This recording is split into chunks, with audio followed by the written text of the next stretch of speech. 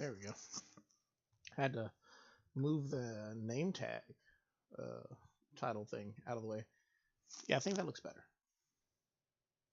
No, it's a little too far down. But we're so close. So close, so close, so close. There we go. And up one.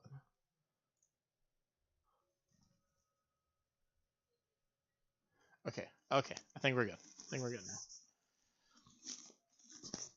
I felt like it was good. My mic was good.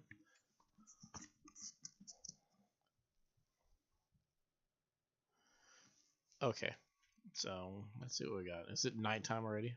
No, not yet. Cool. So we're in a good spot. First things first, I want to check out what my iron farm is up to. I was having issues with it where it was, well, the only way to have a dysfunctional farm is for it to not be performing its primary function, right? So we're going to come over here, check it out, and see if it's still not working, and if there might be a remedy for it.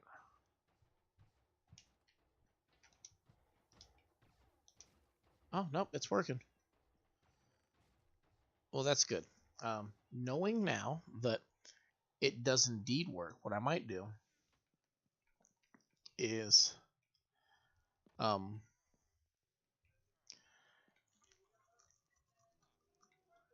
like to build another iron farm somewhere. One that looks better, obviously. Oh my lord. I was so concerned about my iron farm because I thought I was going to run out of iron sometime soon. Because I didn't know how much iron I had left because I couldn't find any in any of my boxes around the server, and then boom, just kind of come over here just to check it, make sure it's working. It's not working. Okay, cool. We'll figure it out one way or another, and then A, it's working. So this design still is functional, and then B, I have a butt ton of iron just stockpiled here. So, wowzers. We'll fly back. We'll find a place to put all my iron somewhere nice and safe. And yeah, and then that works. I think my sand farm works a little bit too. I don't know if I want to do the sand farm right now. It works, but it doesn't work. I kind of got killed using it the last time I checked out. I can check it out in a second, I guess. Iron. Gotta find a place to put this iron. Oh, right there. Probably with the rest of the iron. Yeah, probably. So that's good. I'll take out 11 little pieces of iron as well, just in case. I don't know what this is. Like I know what it is, but I just don't know what it is. Oh, I was putting ice in here. Okay, yeah. I should put these things where they ought to go, but in the meantime, I can put that there, diamond there. Fish is not supposed to go here. I'll move the fish somewhere else. I can put this tuff away.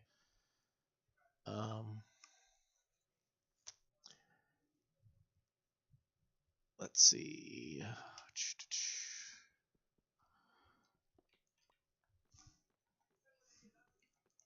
All right, cool, cool.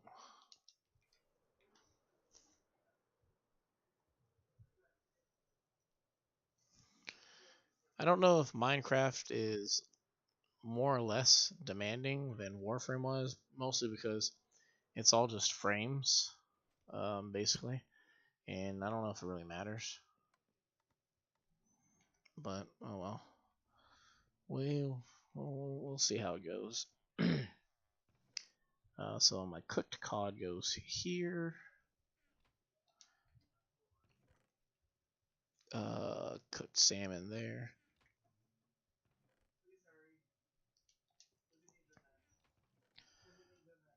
Put some raw fish over here.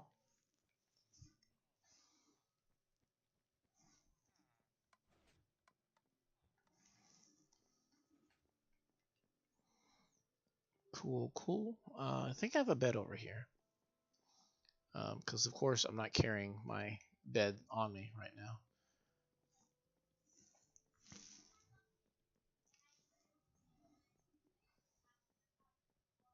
Yep, there we go.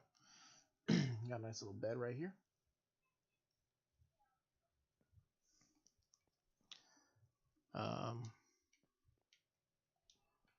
Why did I get this slime? I can't remember. I got it for something. I can't remember what I got it for. Because clearly I have enough, right? I don't need more slime. Did I need more slime? What did I have the slime for?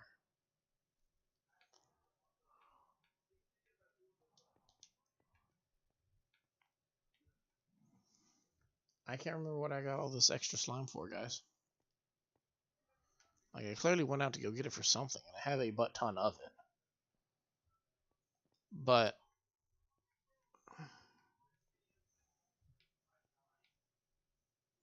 I don't know. I don't know what I got it for. I guess I'll leave it over here for now. But I honestly cannot remember why I got it. Something that I could do. So I want an iron farm. I want one that's close here, but this is considered a village, I guess. So I'd like to build another iron farm. I already mentioned I'm not really big on building over the ocean, but I don't mind building one over here, per se. The idea would be um, to have an iron farm that's actually next to where I live. And then what I would do is probably just like have a pillar of some sort that goes over yonder, and it just kind of comes up, and I can put an iron farm in it, and it'll come like straight out of the bottom of the ocean. Maybe it can have like a way to get into it from um, the town that I'm in. It's really eating me up on the inside, not knowing why I have these extra slime blocks. I don't know if I already put down the extra ones and these are just extras, or if there's a purpose for them. But I don't know. But we'll see in the long term uh, how it goes. But now knowing that my actual iron farm works, then I really don't have a use for it replacing it just yet. So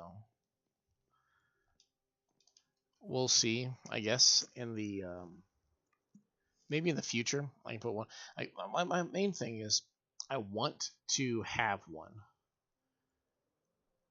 that works, but is like aesthetically pleasing. What I could do is I could have an iron farm. I share this world with my family. Um, they built off in the distance a ways. I could make an iron farm that's actually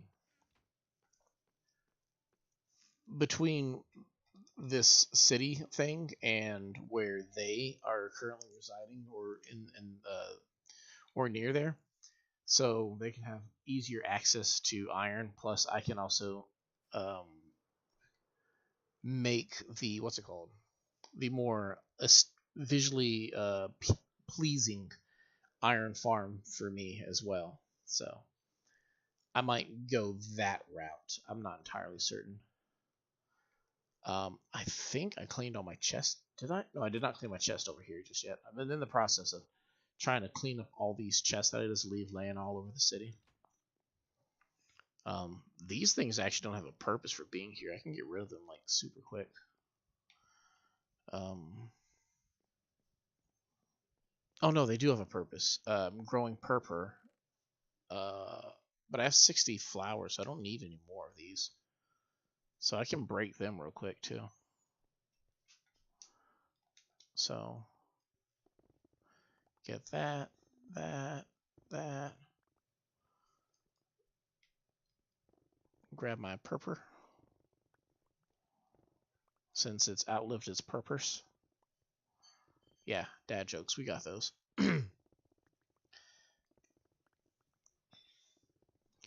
So when I said that I was going to basically just play on the Minecraft server on the stream, my brother was just like, "Oh, you're gonna show off the server?" And I'm like, "It's not really the plan. Was not to show off the server. I'm just wanting to play um, something different, and I only play on our realm.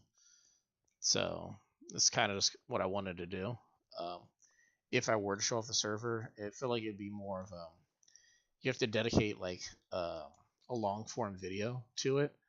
Or me personally, what I might prefer is to have um, different videos. You know, like divide them into like a series, like exploring my the family server as a multi-part series. So like I can show off like all the different cool things that the different members of my friends and family have done on the server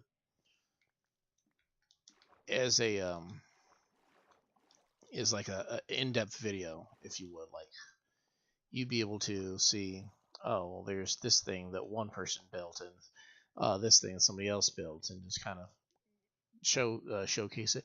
In fact, like I could do like all the things that I did, like for starters, and then like if other people want their stuff showcased as well, I could probably get them to like collab with me, I guess, and they could basically like I'll walk through it and have them online at the same time, and we will basically like they can give me like a personal tour of whatever it is that they're doing. That felt so weird to say tour.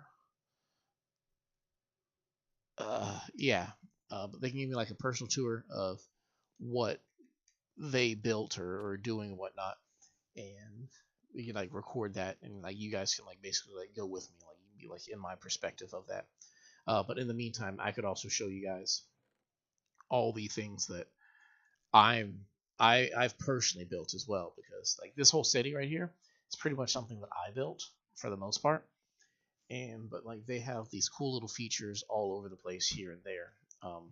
Also, that I'm a really big fan of a lot of things that they did. So it's pretty cool to be able to go out and see such things and just kind of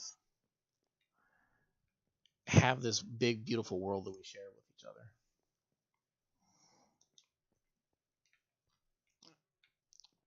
But basically, I don't know if you guys play Minecraft the way I play Minecraft, where essentially it's just one big, yeah, I should finish this, I should finish that, I should finish this, I should finish that type of thing.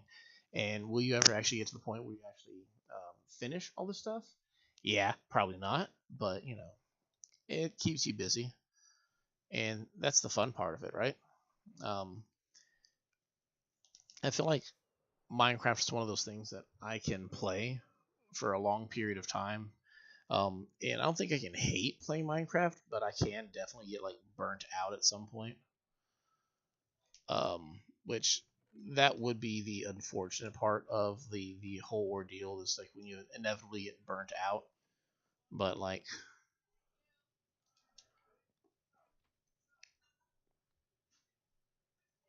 that's just comes with the territory, though, right? Like you can try your best to like like stay super like invested and entertained and whatnot, but eventually you're gonna get to a point where you just like you just can't do it anymore, But I don't know. I really enjoy it as a whole, and I think that's really what I love about the game, is that I enjoy the game as a whole process. I can play it for long periods of time. Somebody planted these. Part of what I like to do um, in this world, amongst other things, is I like to um, what's the term? I like public projects essentially. So a lot of the things on our realm is just I put it up so that they can use it and just make life easier for them. I don't mind I enjoy playing it for like long periods of time. So for me it's just like, just stuff in general. It's nothing too special. It makes my life a smidge easier, but if it makes their life but it makes their lives considerably easier. And that's kind of what I'm aiming at, is that feeling. Oh, excuse me. Um, of them being able to just kind of get on and enjoy themselves and not have to worry about the grind if they don't want to worry about the grind. Whereas me, I don't mind the grind.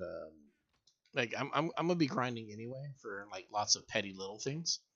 So it's not like it changes anything for me. I'm already going to be going around building giant farms, making superstructures, organizing my town, all these things. And all they have to do is just show up and have a good time.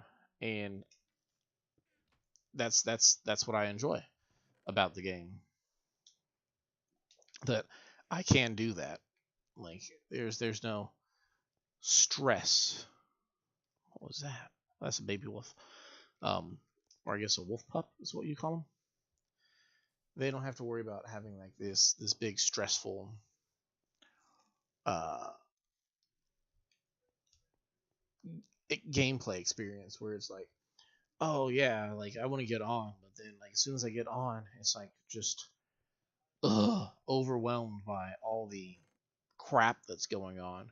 It can just be like they can hop on, they can do whatever they want for fun, and then get off. And there's no stress for them to have to like do anything going above and beyond what they might deem as fun. And that's the joy that I get from doing these types of projects right here all the time. Like I'm going to go and build factories. I'm going to build farms. I'm going to go on great adventures. I'm going to kill things that they might not be ready to kill anytime soon. And for me, it's not so bad because someone has to kill them, right? So might as well be me. So I'll just go kill them now while I'm at it. Find a way to farm them, and then um, give them access to either the farm, so they can just use that, or B, the um,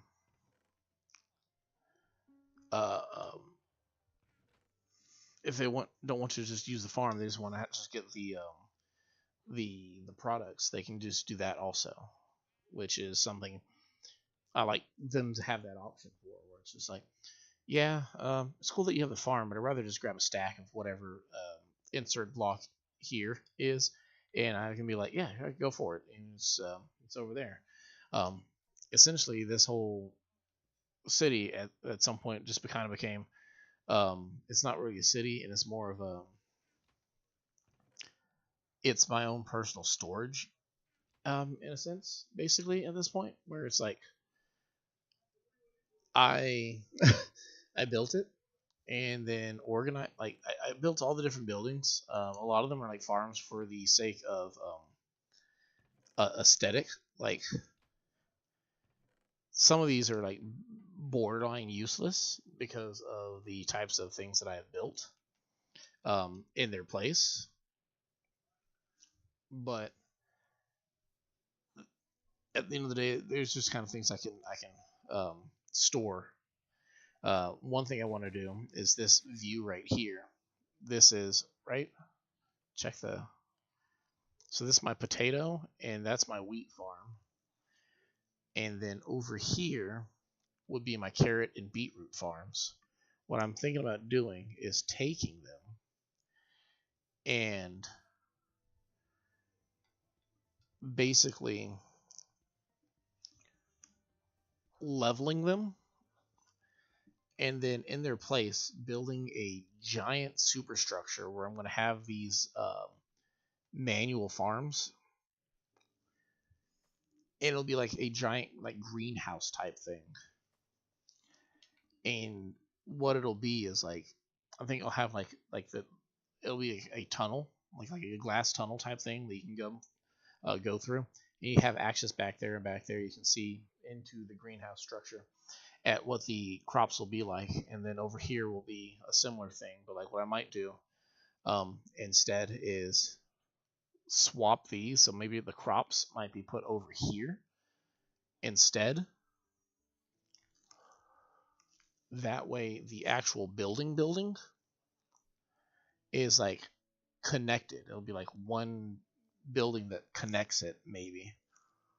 And what you'll also have will be I might fix this to where the rail goes through the building as well. Maybe like a glass tube that goes over it and can go through that. And you'll just have like all the crops here, and it'll just be much more visually pleasing. Because part of the problem, not problem, but like one of the things that I did early on in the servers, like I really just have, I call them box houses, where they're 4 tall, and they're basically just boxes with different size rooms and whatnot on the inside. But for the most part, they're all just boxes. They have flat roofs and whatnot, and there's no problem with it. To show diversity, I build different ones out of different wood and other products to kind of showcase the different parts of the town. But for the most part, they're just kind of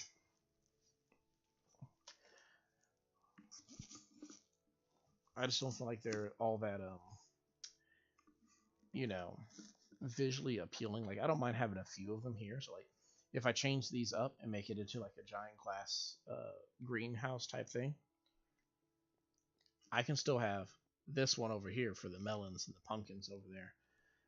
Though what I might do for them is I might rebuild them also as a essentially a giant house that's designed to look like a melon, and maybe like a giant house is designed to look like a pumpkin. Where is the pumpkin? Okay, it's over there. Maybe something like that, because like these manual farms, like they look cute and all, but like they're irrelevant in the grand scheme of things. Because like I actually have a melon and pumpkin farm that I haven't checked recently that might be overflowed. But maybe having instead of getting rid of them, because I already have it automated over here, if I could just come up with a way. Oh, that's so bad. It's so full.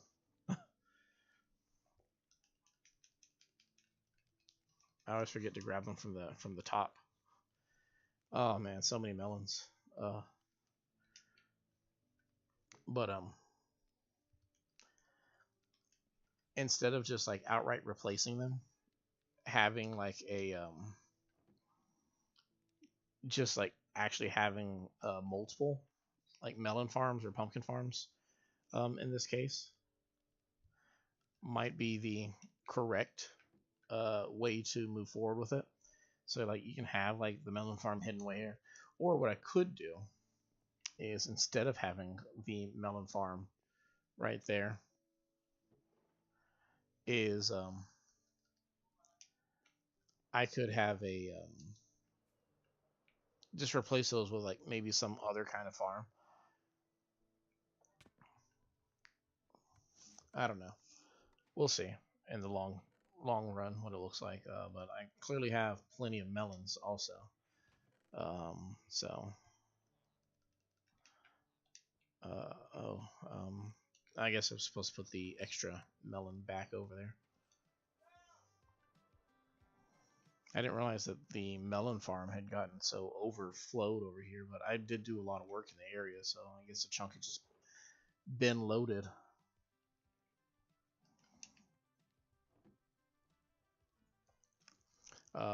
Something that you can do if you're watching the replay to help out with these types of farms. This is the cheap way to do it because like it'll just kind of push them all there. But what you could do instead, what I could do, is replace these 3 blocks in there and these 3 over here with more hoppers. And what they do is, you saw how it got backed up, how the melons were sitting on top of the hopper. If you do it that way, that I just mentioned, what happens instead is the melons, the ones on the sides will, they will fill up slower. Like it basically just creates, each hopper has 5 storage spots in them, so it gives you extra room for essentially more storage. I've always been a fan of how melons look when they get destroyed, though. Just it just plants it and then just shoves it and just explodes into like 1,000 little pieces of melon. So it looks like it's done. What we're gonna do is we're gonna craft these into a melon, 31 melons. Yeah, and then put the rest back in there. And what we probably could be doing, which I think if I put a clock underneath here, I could put the autocrafter there, and then put the barrel right there. We could make it to where it what's it called? Autocrafts the melon into, well, obviously a melon. And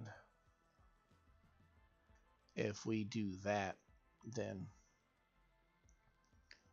we don't have to worry about it backing up as quickly either. It'll be making them into melons for us, so we don't have to worry about that.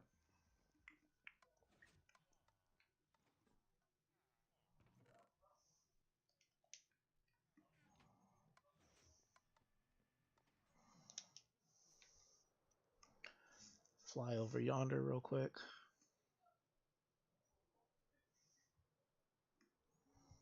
I feel kind of bad because like all this talk I had about how like people don't specify whether they're playing Java or Bedrock, and I haven't even said that I'm on Bedrock. But yeah, I'm on Bedrock. Looks like a nice, quiet, calm night too.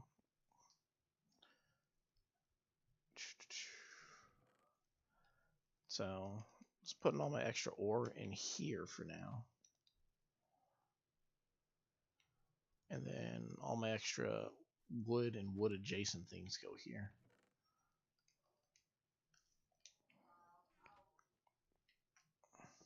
Though I've contemplated putting plants elsewhere, but I don't know yet.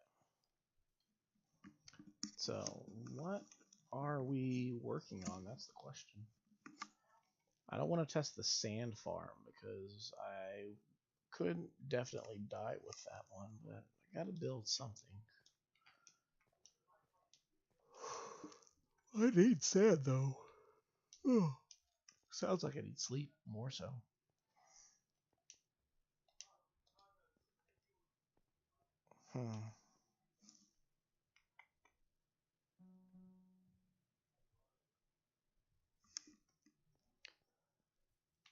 Checking my potato farm. The illustrious potato farm. I need to make a... Oh, I want to make a railway. Oh, man. So many potatoes. Oh, my goodness.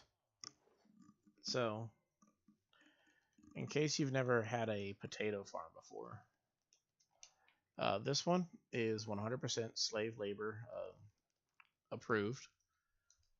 But what happened was my villagers up here broke.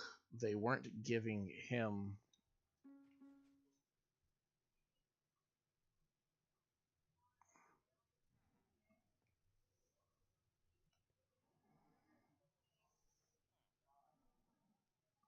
I'm confused why he's not picking these. Are they not big enough yet?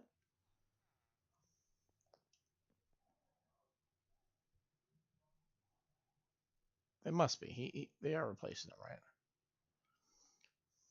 Anyway, or I think they only work at a certain time of day. But basically what happened was, what's up?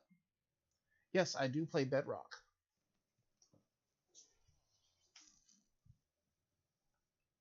How's it going today, Santiago?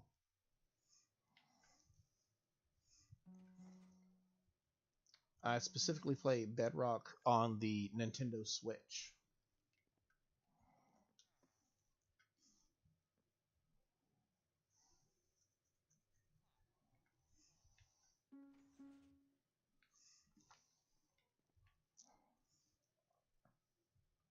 Nice. I was mentioning a little bit earlier that I of course went off and did the exact thing that irritates me with other people, where they don't specify whether they play Bedrock or Java. So when you're trying to look for tutorials online, you never know if the farm works for you or not. Later on, I'm going to actually correct that, and like if I actually start uploading tutorials, whatnot, I'll specify that I am on Bedrock. But yeah, I'm on Bedrock. Basically, I'm going right now through all the different farms that I have on my server and making sure they all still work, basically, because every time there's a new update, that stuff for some odd reason stops working. Um, this is a crop farm where you put the villagers in the box, and essentially what they're supposed to do is they pick these potatoes, and then they give their extra potatoes to this guy over here, and he's supposed to not catch them, and they go into the hoppers, and then they get fed through a system. But something happened. I guess maybe he started catching potatoes, and he stopped working. So I had to find a workaround with this. Yeah, I do play Fortnite here and there. A lot of it is the family likes to play Fortnite. My friends and family do, and then they kind of rope me in. But it's kind of weird because I don't actually play with them as much as I just play by myself when I do play.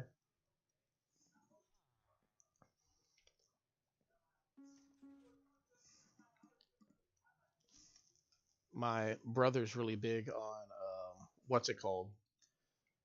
He'll play in like duos or squads and build mode, whereas I'm more of a solo zero build, just because I'm an old fart like that. I miss the good old days back before we had walls and stuff.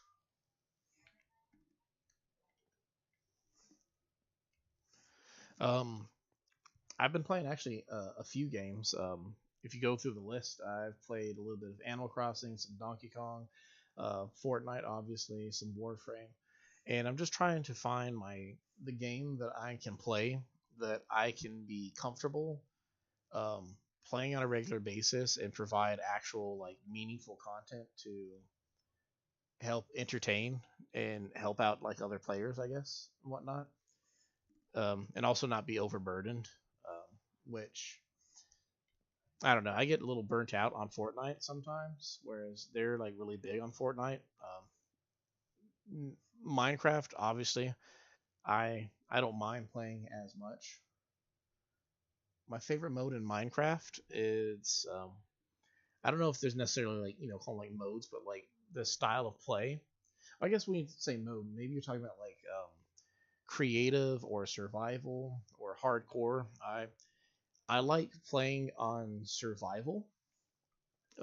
Pretty much this entire world is made on survival. Um, a whole lot of watching tutorials and trying to implement them into um, the world. I share this server with my family and my friends, and basically they're I don't know if casual is the term, but like they kind of do their own thing. They build their own little house, whereas I like to build a whole bunch of farms that they can then use to get all the things that they want. Basically, bring the ease of creative mode to survival for them. So it's mainly just me just kind of putting forth the grind while they can just kind of hop on whenever they do get on and just enjoy their time rather than having to, you know, grow their own potatoes or something.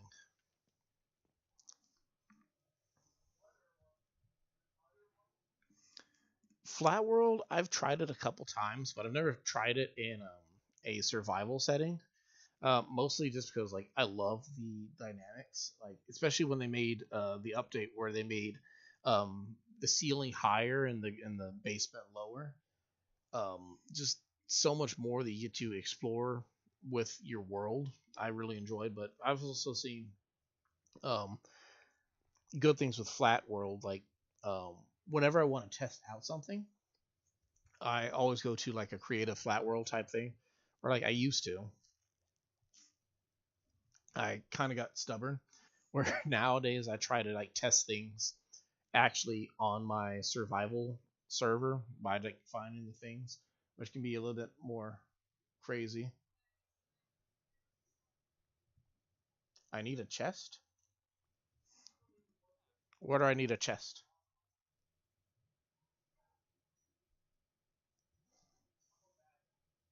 Like a chest for the farm or a chest in general?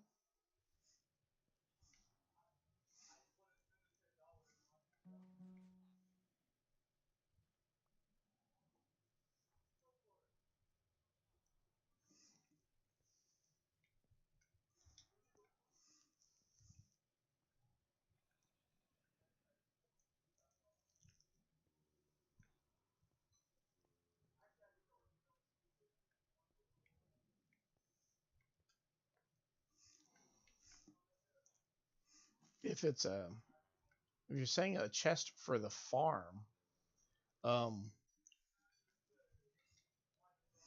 how it actually works is these guys used to give their extra potatoes to this guy, but then it broke where they stopped giving him potatoes.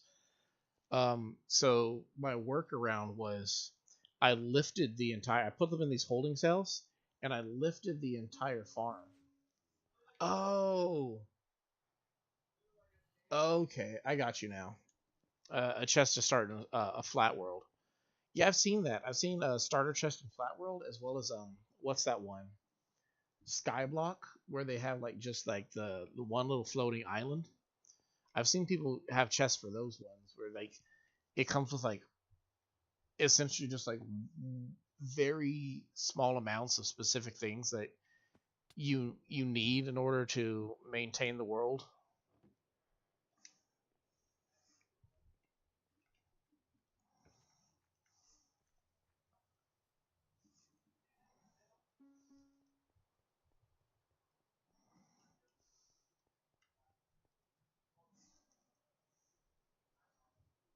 I'm not sure what kind of stuff that you would put in a flat world chest though, because like they do they still have trees in flat world or is it literally just like one big flat world?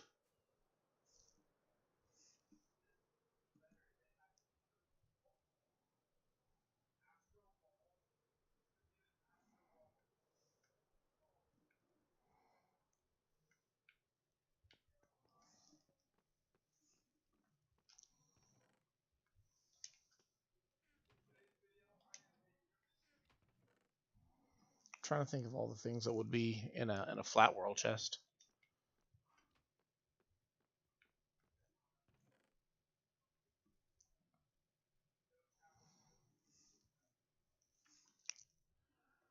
Like if there's no trees, I guess you would need like at least like a sapling.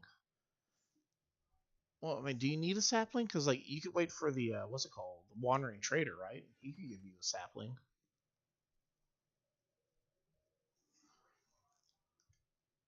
Like what all would be included in the starter chest? I'm trying to mentally grasp what would be missing in a flat world. If there's no trees, there's still the wandering trader as long as you build a house out of dirt, right? Like I don't know the mechanics for the wandering trader, what causes him to spawn.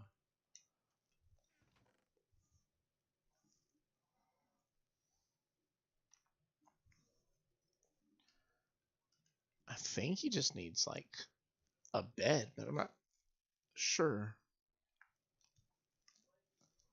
Hmm. Well, other than that, what else would there be?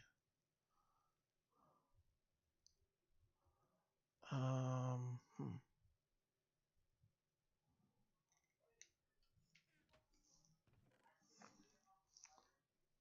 I think that's it, right? Like, well, you don't, but then again, you don't even need that either. Spoken starter chest for emeralds. Now I'm confused. What are the emeralds used for? I mean, obviously, you use them to trade with villagers. Is there something specific that you trade with the villagers?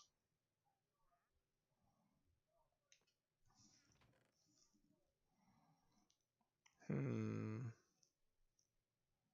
not sure.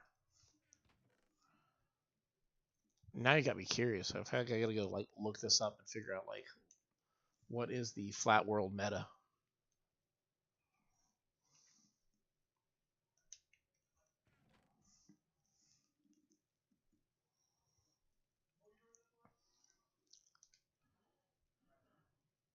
Emeralds. You trade them for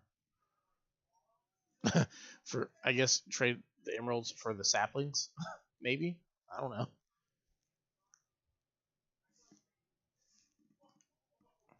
That seems oddly specific. I mean, I feel like at that point you would just it'd be easier just to start with the sapling then. No, I'm thinking really hard about this. Thinking so hard my game wants to crash.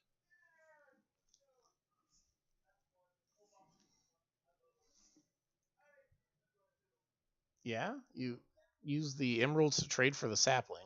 Why don't they just start with the sapling then? Like that's what's confusing me. When it's like it feels roundabout. It's like okay, cool. You get these emeralds. You can use the emeralds to trade for the sapling, and say, well, why don't you just start with the sapling then? In fact, to add insult to injury, make sure they start with like out of acacia or jungle wood, one of the ugly saplings.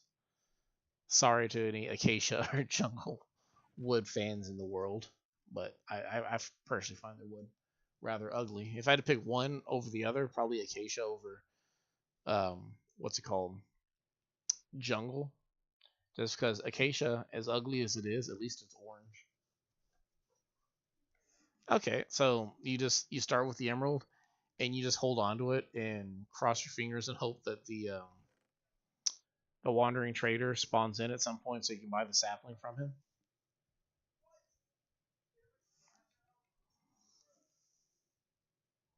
Like it's definitely a challenge. I'm speaking from a perspective where I'm like, man, this is a lot of work just to get one tree. But one of the beautiful things about Minecraft is that it appeals to different types of players by having these different types of game modes. Where I'm having a hard time fully understanding, grasping the concept as to why you would want to start with an emerald so you can trade it for that. At the same time, it's like that's what somebody wants, and Minecraft supplies that, and that's not a bad thing to do. It's a great thing. It means different players have uh, different things that they can just enjoy in the game, which at the end of the day, right? That's what we want in our games.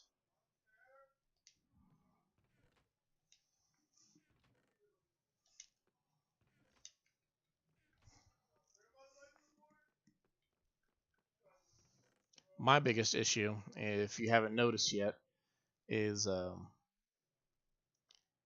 I am terrible at organizing my stuff, and I end up having to go through 500 different double chests trying to find specific items that may or may not actually be in any of those chests.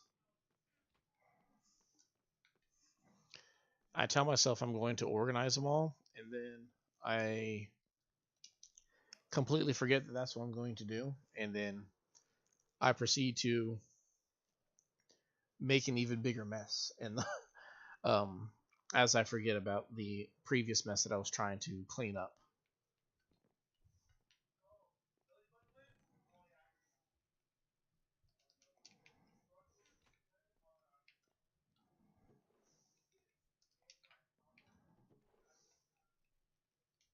Whoops, not that. Let's see. What you have a shield with a creeper? Yeah, I got a shield with. I gotta go find it. I gotta go back there and find it. But yeah, I do have that thing. It's one of it's on the top 10 reasons why my brother finds me strange that I have. Like, he sees me play and I'm just really reckless, and he's like, you need to have like at least a shield. And then you see me with a I have a really nice shield. I just never use it because we share the server with my wife and the rest of the family, and to make it to where it's not as like frustrating, we play it on the easy mode, so they don't do a lot of damage. So I just face tank pretty much everything. How you do it is let me find my shield real quick, and then I'll show you how to do it.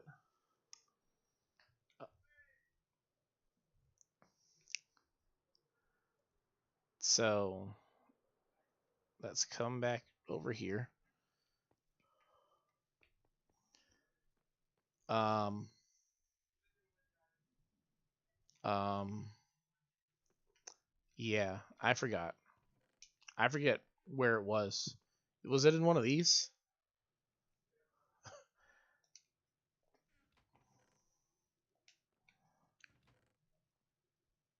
It has to be in one of these.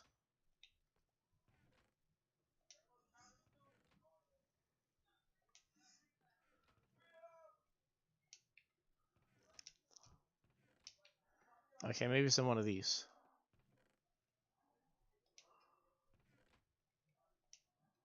Oh, well, we'll need this right now.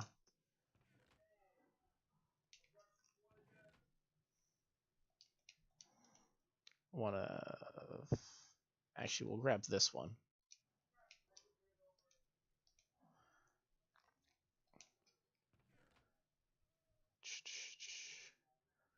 Where is Squid Ink?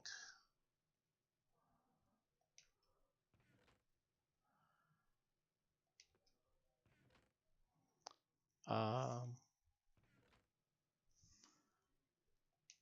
if I can find some Squid Ink, there we go. There we go. Next thing, I gotta go over here.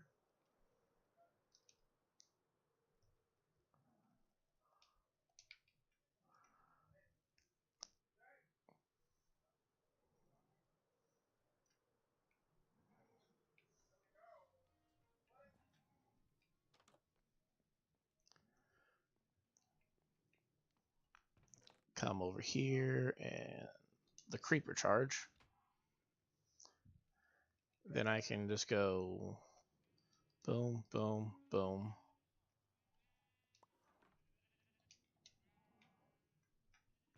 Put my creeper charge back up.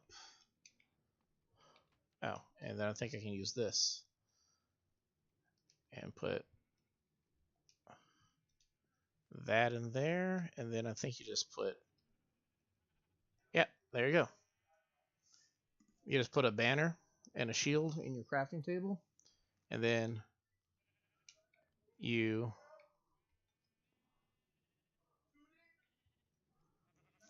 can put the banner on your shield.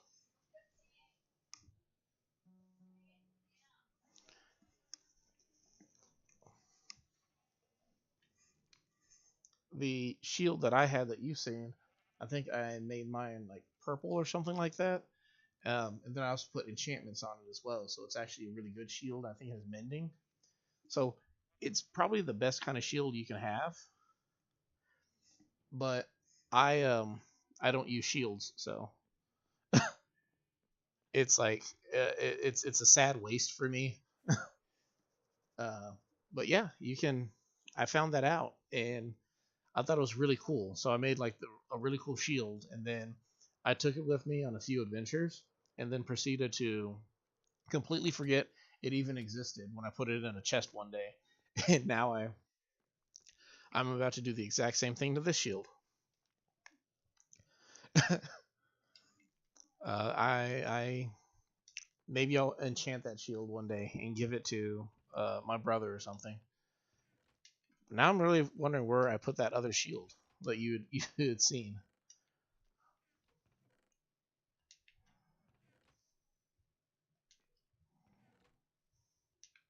It has to be over here, right? Oh yeah, there it is. Oh, it's a white one. And has Unbreaking 3 and Mending, so it takes a lot more damage. And then as I fight monsters and whatnot, it'll heal itself up. So it's the best possible shield I can think of. I don't think you can put protection or anything on your shield, so that's about the best that you can get with that per se.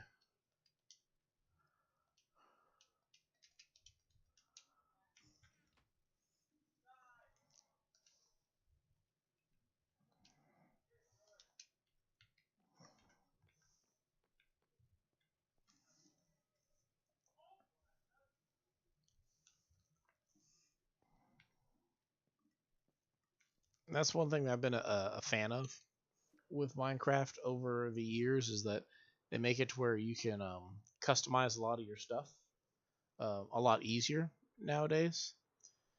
Like when they had armor trims, like yeah, they cost a whole bunch to make, but the fact that you can uh, stylize your look to have like cool looking things that have good function as well. Like I've been a big fan of that. My only question is when are they going to make it to where you can dye your chests this default orange? It was great maybe 10 years ago, but like you add stuff like what are those things? The pouches. In you can dye your pouch every single possible color, but you didn't change the basic chest to where you can um customize that one's color. And I'm like, okay. Same with shulker boxes. Like it feels like every storage device you can use can be dyed different colors, but your basic chest not so much. See, look. If I had an emerald, I would not be able to buy a tree from this guy. Oh, this world? Um, doo doo.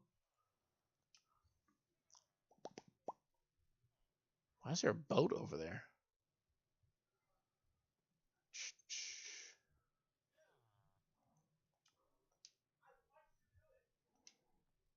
5,805.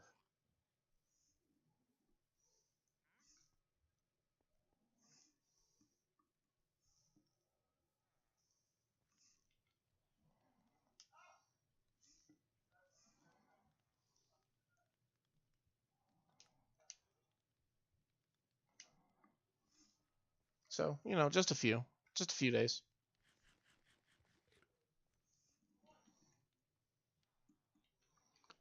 I mean, like I play on the Switch, so like the idea that I had to make a Microsoft profile just so I could play Minecraft was like, okay, I guess if I have to. So I just went with the panda because like why not? Like I'm never going to actually see it outside of Minecraft, so I guess we'll just run with that.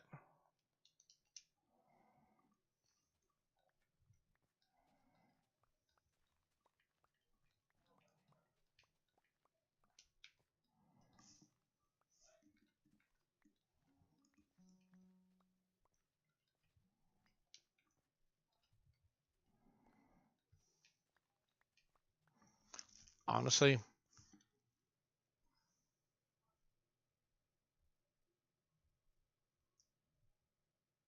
I mean, it's the server that we started, like I said, with my family, and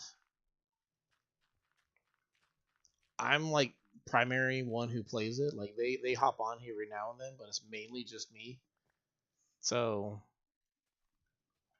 I just kind of keep playing, and it keeps logging more hours. It's kind of funny because like as many days as it's probably been as many days that I've played on the server, whereas everybody else probably hasn't even played 1,000 days yet. But I don't mind as much. Like I said, like earlier, I just kind of make things on the server for the sake of making it easier for all of them whenever they do get to play, so they get to enjoy a nice survival server, but they get some of the ease of that you'd get from basically creative mode. You don't have to worry so much about logging on and like it's just a pain in the butt. It's you can log on, and if you need wood, I build a building where you can get all the wood that you want from like all the different types of trees and such. If you want dirt or grass, you can just come over here. I have so much dirt and grass for them to get. But there's a lot of things that I have that continue to renew themselves, like this big building right here that's an absolute eyesore is where I make all my dried kelp. Basically, it's just a giant kelp farm, and it all gets smelted, goes through the auto crafters, and then makes these dried kelp blocks that they can use instead of coal to make all their stuff. If they want to get stone, they can go dig out of the ground, or they can just come over here and mine through there. It goes through both cycles. It has the standard 12-hour day, eight not 12-hour, 12-minute day, 8-minute night. But I have it set. They had a recent update where you can set it to where um, you don't need everybody to sleep to skip to the next day. So I have it set to where it's 66%. So if 6 people are online, as long as 4 of them sleep in a bed, it'll skip to the next day.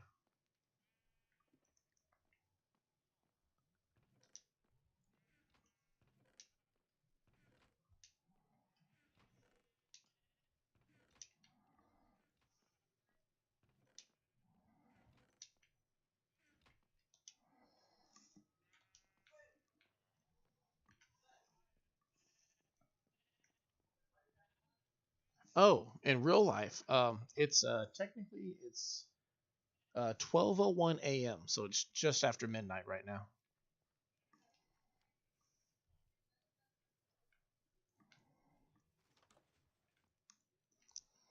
I was playing Warframe, and I was getting a little tired of that, so I decided to hop on Minecraft, see how that goes, and yeah, it's pretty nice. I mean, I play it anyway, so it just seems like the smart thing to do. Like, I'm looking for a game to play. Might as well just play the game that I actually clearly enjoy playing, and just um play what I would normally play, but let the internet uh spectate the whole thing.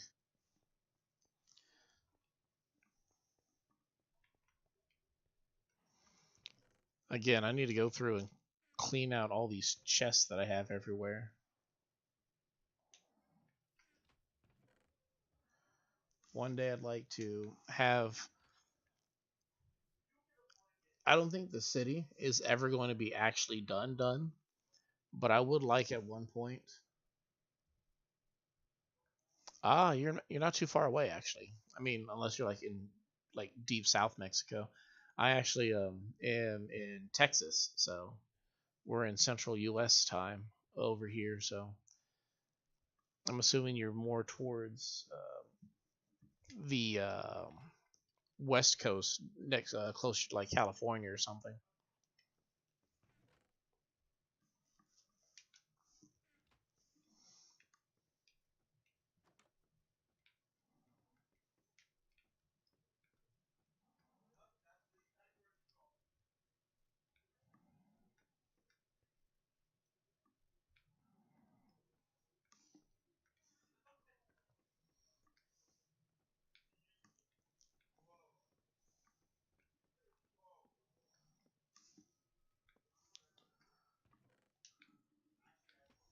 I tried to have some music playing earlier, but my computer was having a conniption about it.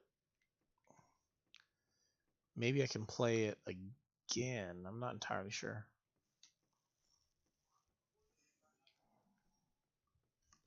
Mind you,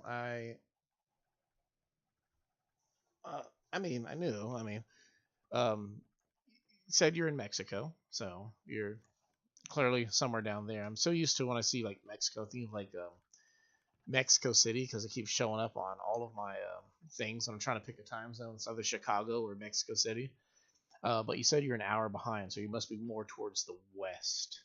Um, and I don't think much of Western Mexico actually isn't over by the California area, since Mexico has that kind of, I don't want to say boot. I guess boot's probably the best word. That boot shape to it, how it curves down towards Central America and South America.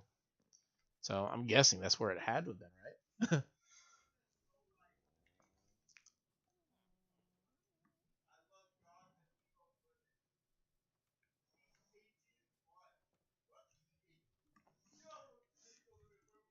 Oh my goodness. I wonder sometimes how sensitive my microphone is because I hear my brother in the other room saying I don't even know what, and I'm just like, man, if the world can hear what he's saying, I don't know. But yeah, it's pretty late over here, but fortunately, I'm kind of an old fart, so I don't go to school. But a lot of people who are on the internet these days do go to school, so it's nice knowing that it's out, at least here in America. It's out, so more people can be on a little bit later and check out these later streams and whatnot.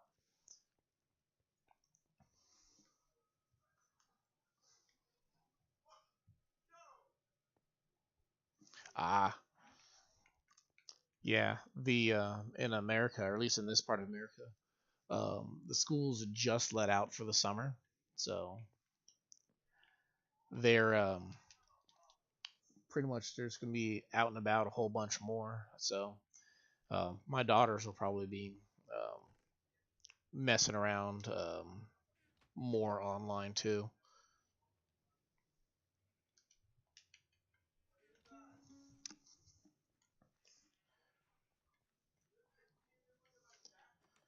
I tell you, school is so crazy.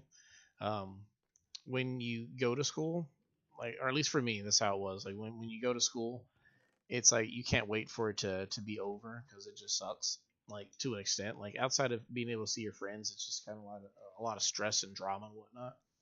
But then you get out of school 10 years later, you look back and like, man, I'm so ready to go to school finally. Like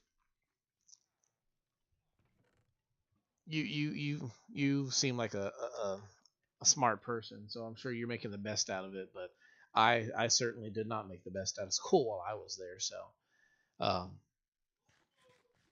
it's one of those things where it's just like, yeah, if I could go back and do it again, I'd do it so much better.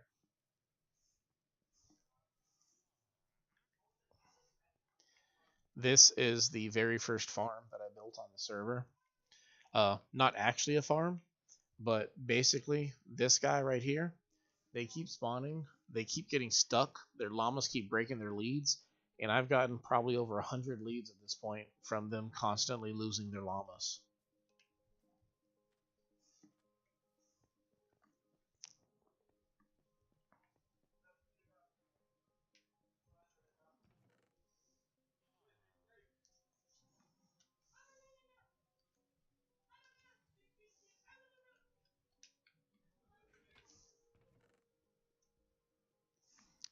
Yeah.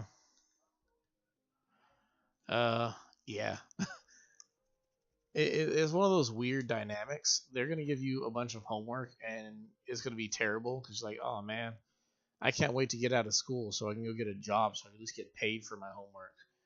But then like, what happens is you end up getting older, and you look back on it like, man, I miss the good old days where all I had to do was my homework, and I got like to live at a place rent free, and like there's always food there, and like it was just so much better.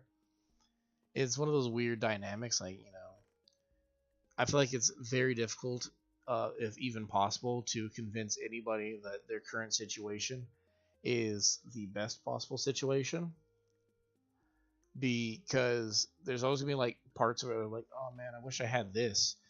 And then when you get that, you look back and you're like, oh man, I wish I had that now. And it's very rare you're ever gonna get both. Like, I guess like the only exception is if you happen to be like that person who ends up marrying that person who takes care of like everything. And, like, you get the benefit of like, I don't have to do work and I don't have to pay bills type of thing. But very few and far between do we ever find that lifestyle.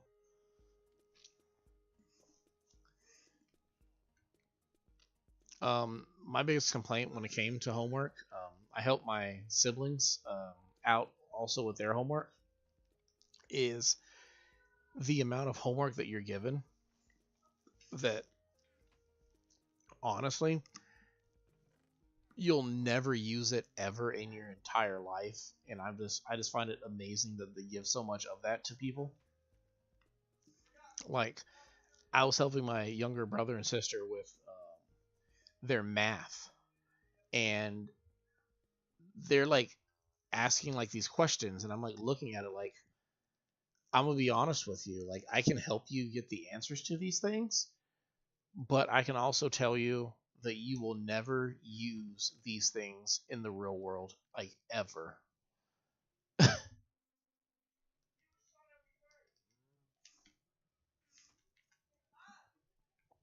Like, it's one of those things that like it's very oddly specific math problems that they give you, where they're like, okay, you have to know these things. It's like, you really don't, unless you have like a very specific profession that you do as an adult that most people won't have.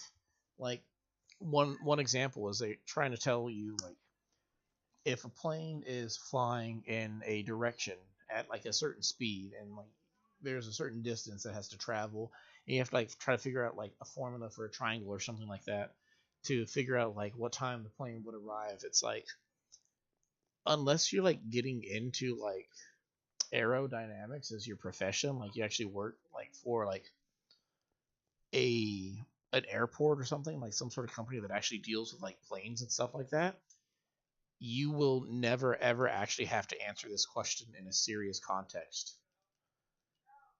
And the fact that they're like telling these kids that, oh well, you have to learn this in order to be an adult, it's like, no, because most adults don't actually know the answers to these questions. And it's just honestly cruel that you would make a child have to figure these things out just so they can, I don't know, like maybe if you're going to go play basketball, or if you're going to be a writer, or if you're going to be a fry cook, or a manager at a Walmart. None of these things are ever going to use any of these complex like things, and these are all people who can literally just have a long, successful life without any issues, and they never have to learn these things. But you know, maybe that's just a strictly American issue, but I don't know. I just find it absolutely bizarre that it's out there as a requirement that you know I don't mind that they were like, I feel like you can teach the youth these things, like you can teach a bunch of teenagers these things, but don't make it a requirement for their graduation. Like, I feel like you should have like classes where it's like, all right, you're taking this because it can help you in the long run, But if you can't figure it out, we're not going to keep you from graduating. It's just something we think would be helpful, but it's not something that you necessarily need. I think that's what I'd like to see a little bit more of if they did it like that. But what are the odds of us getting to that? I don't know.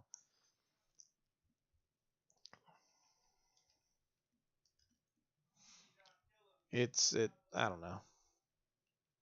Maybe I think too hard about that sometimes.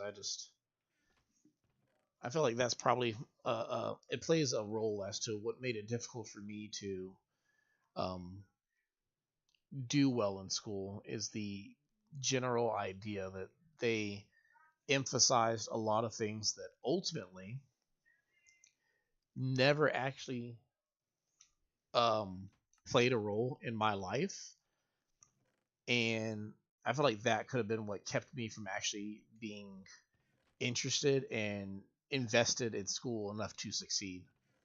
But then again, who knows? Maybe I was just a problem child, you know? Maybe I was just too distracted by anything and everything when I should have been just doubling down. But I don't know. I don't know for a fact what the actual issue is. Um, but I don't know. School's weird, but like I said earlier, uh, school is at its best when you don't need it anymore. When you finally don't have to go to school and you've spent so many years as an adult and you're not dealing with it anymore, that's when all of a sudden you're just like, it clicks for you and you're like, man, if I went to school right now at this point in my life, I would be on fire. I would be like the not only would I be like the smartest kid in school, I would probably be the most popular kid in school because it's not just like all these other things that you learn as an adult that makes it like easier to um, function in school, like academically, but then like also you learn how to not be not saying that you are, but like a lot of people like I was back when I was in school. You learn how to stop being an awkward turtle and actually like make friends and like move forward.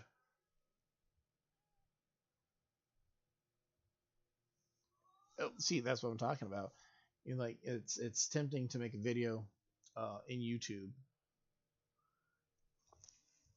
It's one of those things that like I would never say anything bad about somebody who has a type of intimidation regarding it because it can be intimidating. I'm going to make a video, but what if people hate it?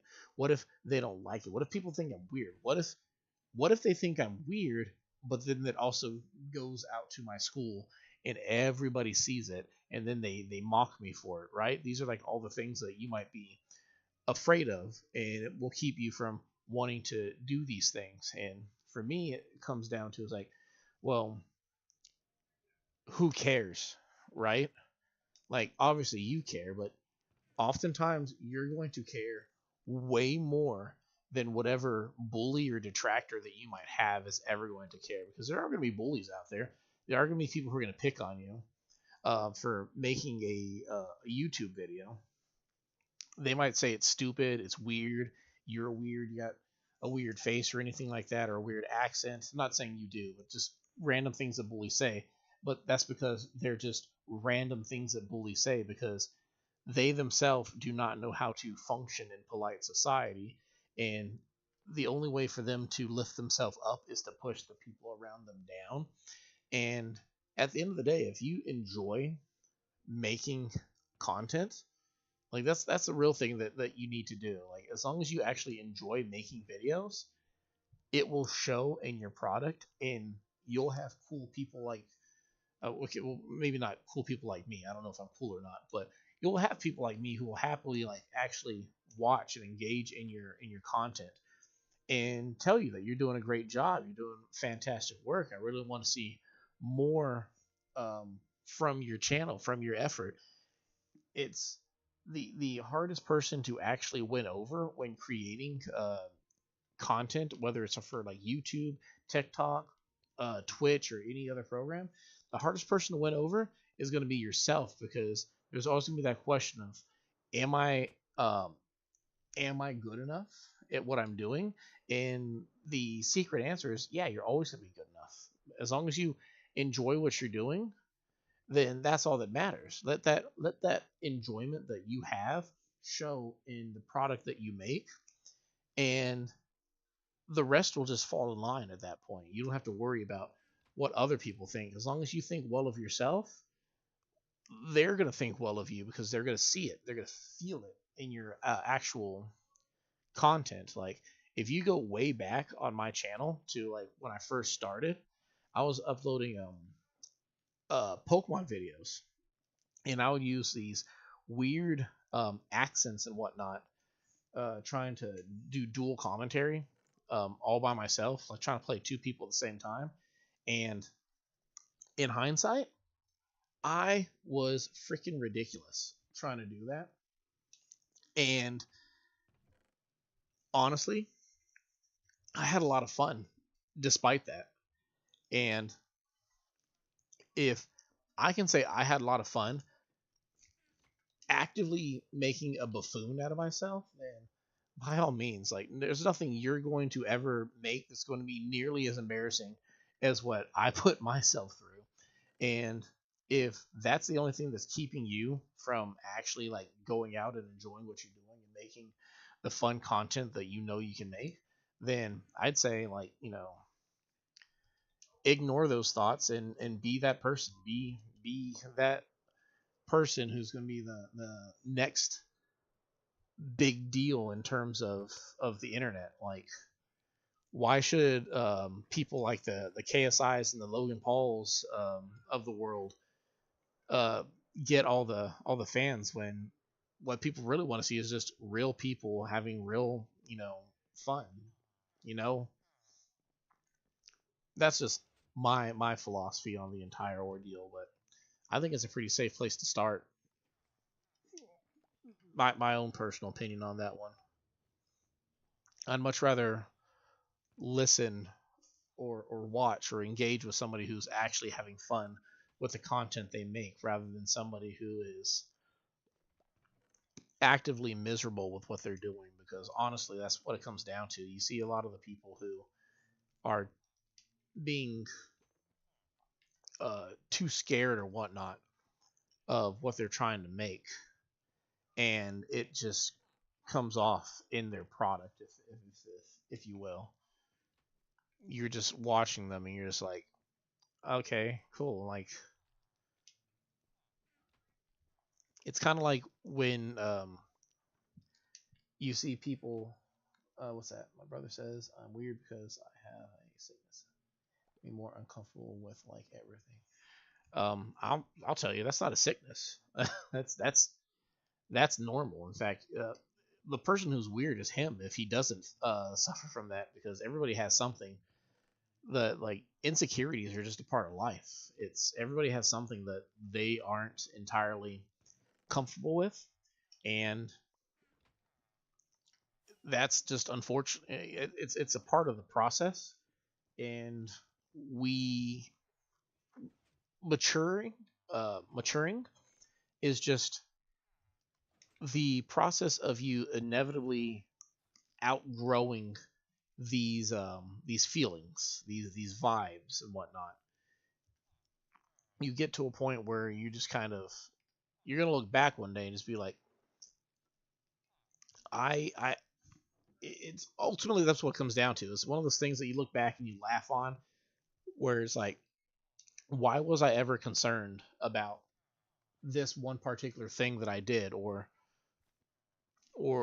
how I reacted to this thing, or the biggest one is, why was I ever concerned with what that person thought of me?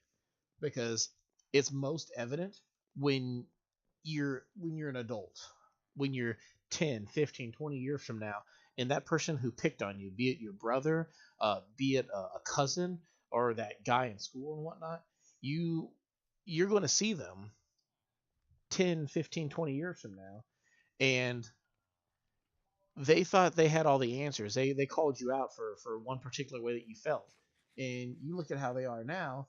At that point, it's just like they really didn't have it all figured out, and it becomes more and more apparent that I wish I'd have known, like in my heart. I wish I knew in my heart back then what I know now as an adult, and that's that they're just talking out their butt, and they don't, and they don't know what the heck they're even trying to say. Like, it's perfectly normal to feel a little awkward when you do something, especially when it's like public um, speaking or whatnot.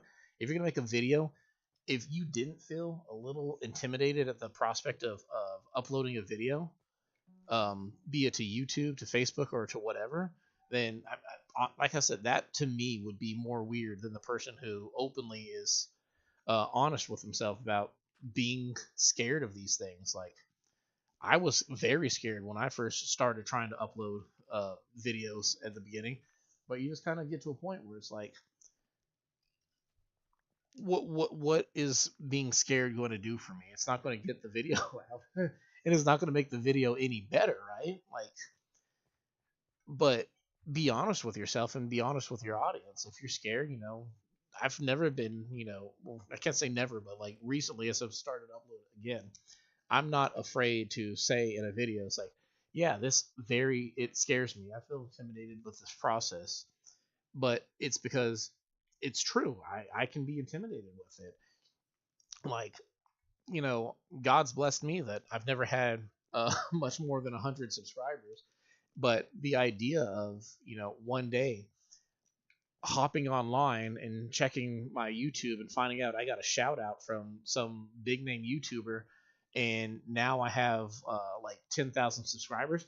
That that scares me, like, because I wouldn't know what to do with like 10,000 subscribers. But does that scare me enough to stop me from wanting to keep uploading videos? No, not in a million years, because this is something that it's with the process. If I'm going to do what I like, sometimes there's going to be things that I might not necessarily be mentally ready for.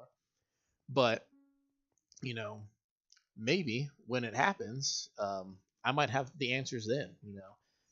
Fortunately, it's a small, gradual process. It's not that you're going to upload one embarrassing video and then 10 million people are going to be mocking you the next day. Like, oh my goodness, why would you upload that? It's going to be a slow process. You might upload one embarrassing video. It could be the most embarrassing video ever made. But realistically speaking, only like a handful of people will ever actually watch it. And if you never upload again after that, then it'll probably just be one of those forgotten, like, lost media type things. But the other side is, well, what if you do keep uploading videos? Eventually, you're going to get popular, maybe even famous, and then people are going to go back and watch that and be like, oh, wow, that was an embarrassing video. But you will have matured with the process along with it. So when they get to that point where somebody, does a shout out to that one embarrassing video you made at the very beginning, you'll be able to take it with stride. Like, yeah, it was a little embarrassing, but that was the baby steps that I took to get to where I'm at now. And I would upload 100 of those videos if I had to, if I knew that they're all going to get me to this point right here. Like, they say, what's the old saying? You can't make an omelet without breaking a few eggs. You can't be a successful YouTuber or any type of social media content creator without embarrassing yourself, much more than a few times. Like one terrible example is, like, I talked about, like, all the Logan Pauls and KSIs of the world. Logan Paul was pretty much disowned by the internet after the whole uh, Japanese park ordeal, and yet he bounced back despite that. That should have ruined anybody's career, but he manages to bounce back, and now he makes energy drinks for people. And it's like, the only way embarrassment's ever going to stop you is if you let embarrassment stop you from being successful. I guess that's the what I'm trying to get to in a very long-winded way. That if you want to make YouTube videos, you shouldn't let anything stop you. Is really the point. The key point I'm trying to make.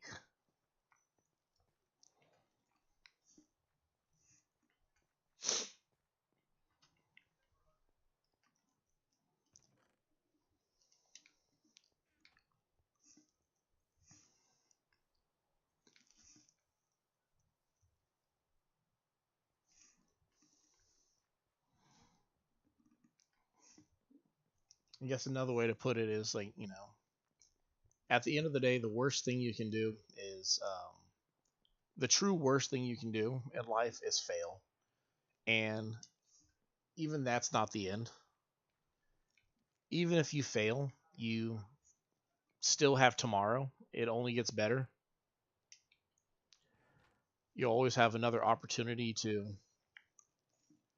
uh, make things better. Like there's very few things you can do today that will rob you of tomorrow.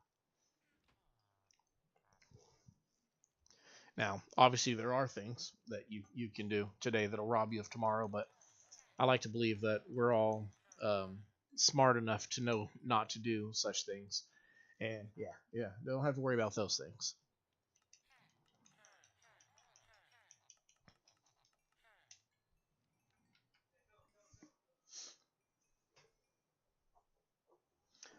But out of curiosity, like if you could make a YouTube video about anything, what would your preference be of what you would make?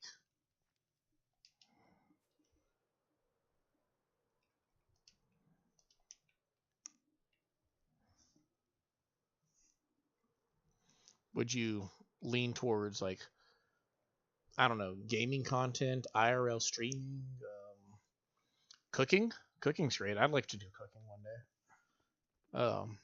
It's only a matter of time before the Atlasshine channel becomes the Atlasshine cooking channel. I've been making a habit of trying to figure out new recipes here and there and not burn down the kitchen in the process.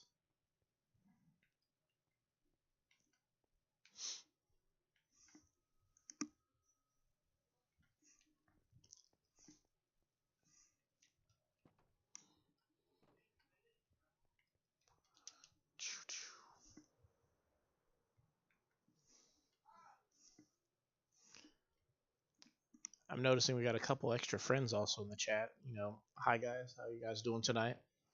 Hope you're enjoying your evening. If you're got out of school, hope you're enjoying the start of your summer too.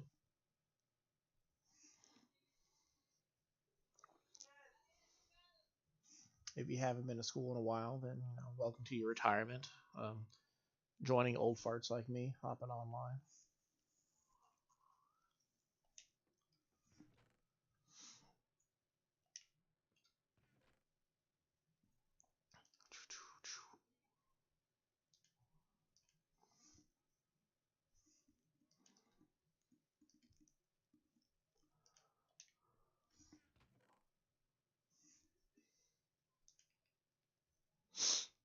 Hmm.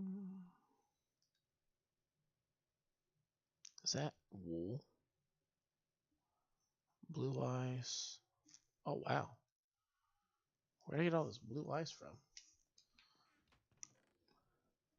Where did I get all this blue ice from?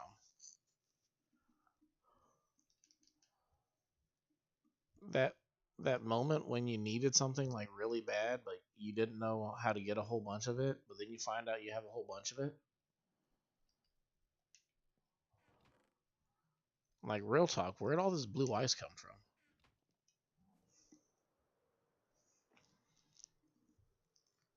I hate blue ice, but I love blue ice. It has a purpose, but it is a such a pain to actually get large quantities of blue ice without going through all your pickaxes.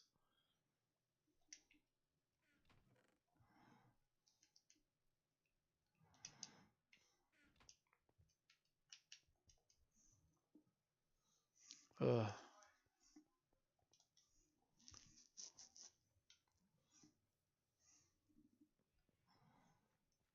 Hopefully everybody's doing good tonight.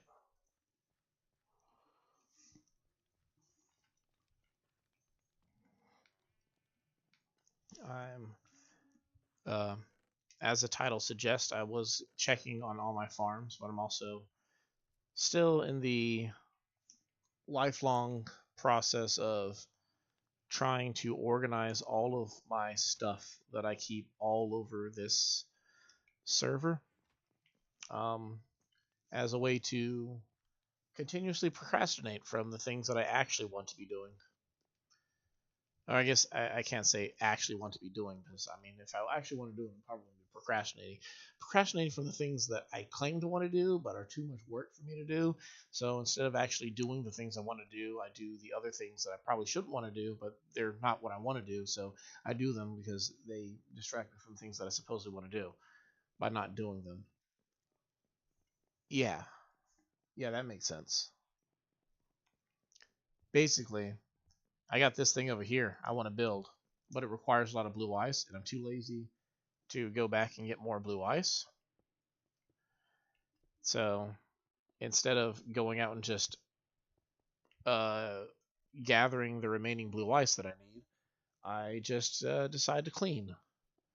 It's like I don't know. It's like the kid who um, I don't know wants to build an RC car, but building RC cars is too much too difficult for him. So he decides, you know what, I'd love to build an RC car today, but I haven't cleaned my room in a while, so yeah, I think I'm just gonna go clean my room. You're like, really, bro? Like, since when do you clean your room? When I don't feel like actually doing things for fun, I feel like cleaning my room. So, but if I just happen to have some blue ice just randomly laying around, yeah, I'll put that down. Pretend like I actually did some work, even though all I did was be fortunate enough to find about 3 stacks of blue ice, where I still need like 7 total.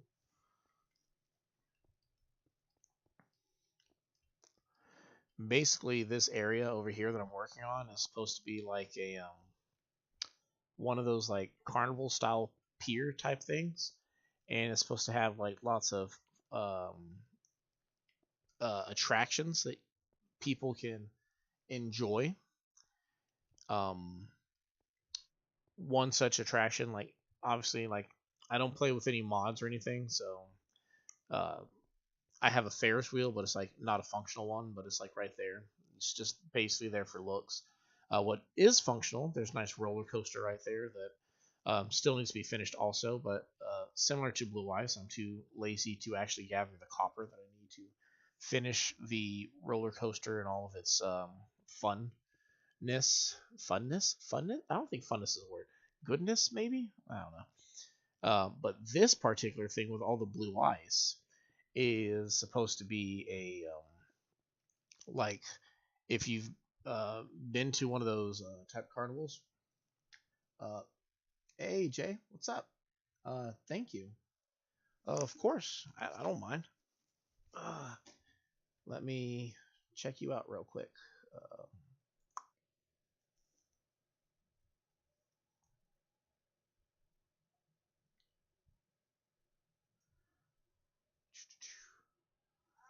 Loading up my browser real quick.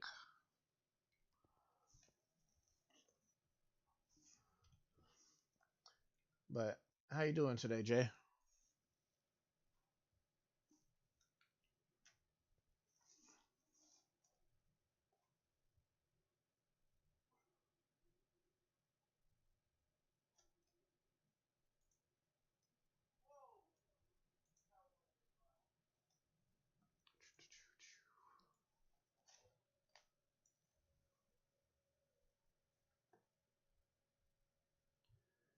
J for 4K.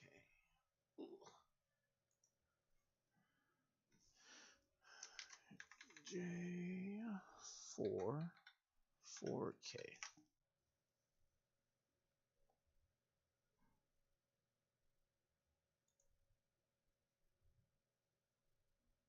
Boom. There you go, buddy.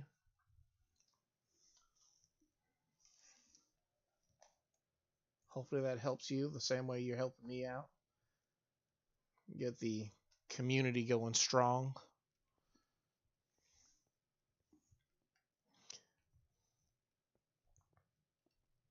I'm gonna check it out a little bit later on when I hop offline. But um, what kind of content do you upload, if you don't mind me asking?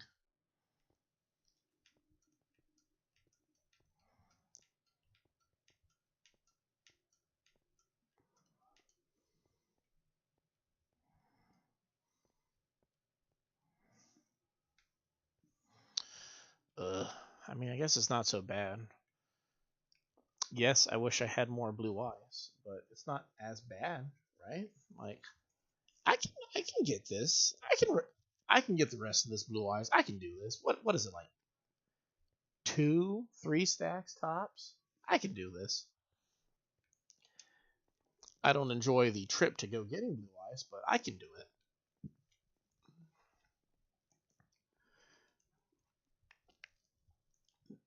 I don't have a chest inside there. So we'll grab this chest.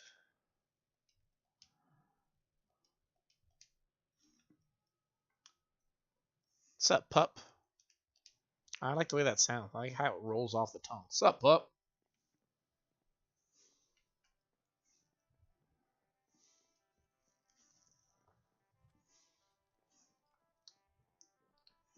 Judging from what I was hearing from the other room, you finally got done beating the brakes off of Duckman.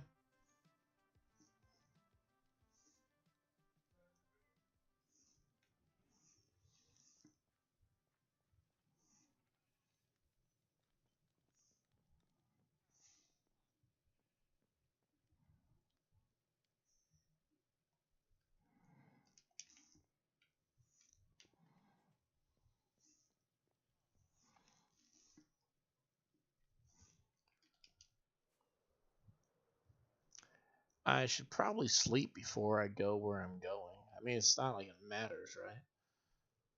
I'll do it anyway. Where's the bed?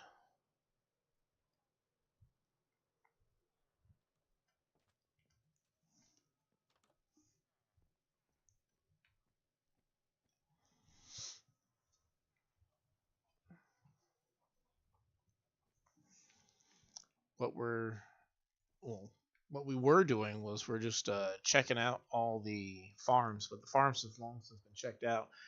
But because I happen to find 3 stacks of blue ice, I've now gained the confidence to go get the remaining stacks of blue ice that I need. I lost the piece of paper that actually had the coordinates to where the blue ice that I got the first time were. That's not good. I mean, it's great. It's great. No, things are great. It's fantastic. Um, speak to power. We got this. Random nether portal in the middle of nowhere.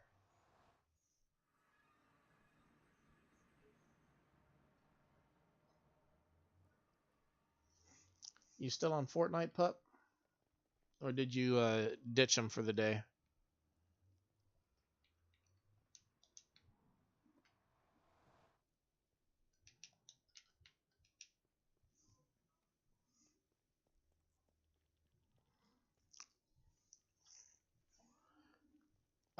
Fun fact: I just seen those mushrooms over there. Did you know you can farm mushrooms? I didn't know you could farm mushrooms. Apparently, if you put them in like a deep dark place, well, not deep dark place, but like a dark place, um, they can spread to like other areas. And I did not realize that, like, yeah, you can like just kind of like grow extra mushrooms. Now, they're they take forever to do it because they run off like it's like one out of a large number of ticks. But yeah,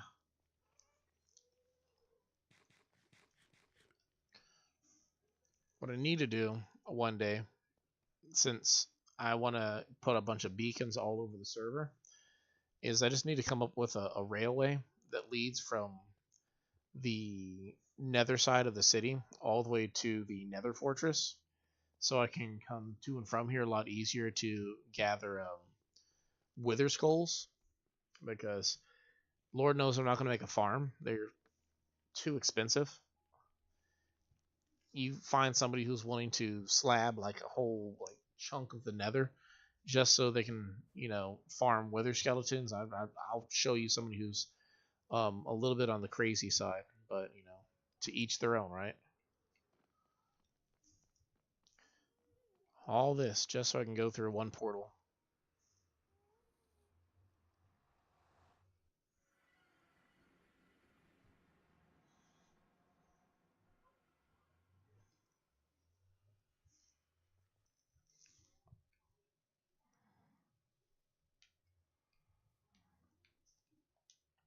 There we go.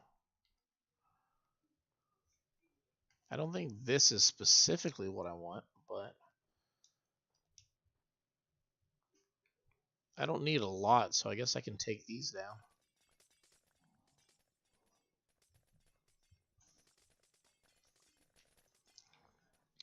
For anybody watching who does not know how to make blue ice, basically you need to get, it's one of the most, hello?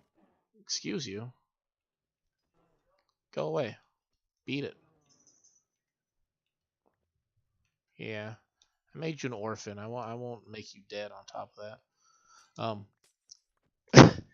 that. Why is it so tedious? I don't know. But you have to take regular ice, and then you have to take 9 regular ice, and then you take the 9 regular ice to make 1 packed ice, and then you have to take 9 packed ice to make it into um, 1 blue ice. So basically, oh, almost smack that baby bear in the face. Basically, it costs you like 81 um, regular ice to make 1 thing of blue ice, which, it's very tedious, and you hope for any way around that. Um, which one way around that is if you can find packed ice that naturally occurs. That's at least one step that you get to skip. So that's why I come all the way out to this area. It's the only one I know of off the top of my head on the server that involves me going through the Nether. I have to go through the hottest place in the world, essentially, to get to a place cold enough to have naturally occurring packed ice. But it that's the goal. Oh, that still irritates me. Last time I came here, I left that 1 piece of blue packed ice up there, and I'm too lazy. I can't be bothered to get it down, so it's just gonna be there for the next person who actually ends up coming in our server to that area, and they can see that, and they can call me a hypocrite for being the kind of guy who hates floating trees, but I'll leave 1 floating piece of blue or packed ice up there. I don't care. I'll take it. Take it with stride.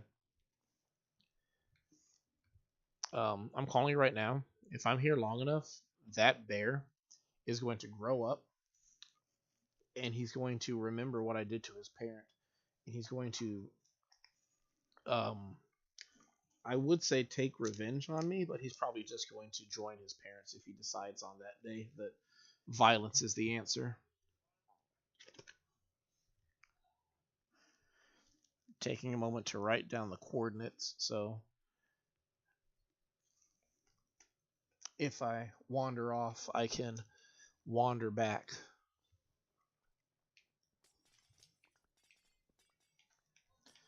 Oh, is it true?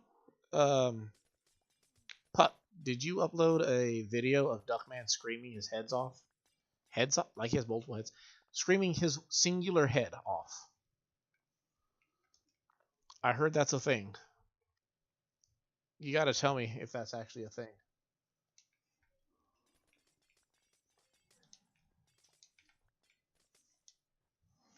Like, I don't know. Like, I'm sure it's a thing, but I want to know if it's a public thing, or if it's one of those unlisted things that you got to have the link to. I think it's wonderful content. It deserves to be a public thing if it is a thing. That's just me speaking as a concerned citizen who likes the idea that there's a video out there of Duckman screaming like he just stepped on a wet slug. That's just me though, thinking out loud. What it'd probably sound like if he did. Like I need to know that or something. Even though if anybody would know what he sounds like when he screams like he stepped on a wet slug, it'd probably be me.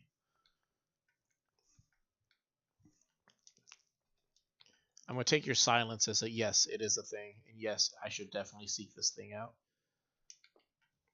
You're not gonna copyright strike me if I play it on my stream, are you? You're a nice guy. You're a nice pup.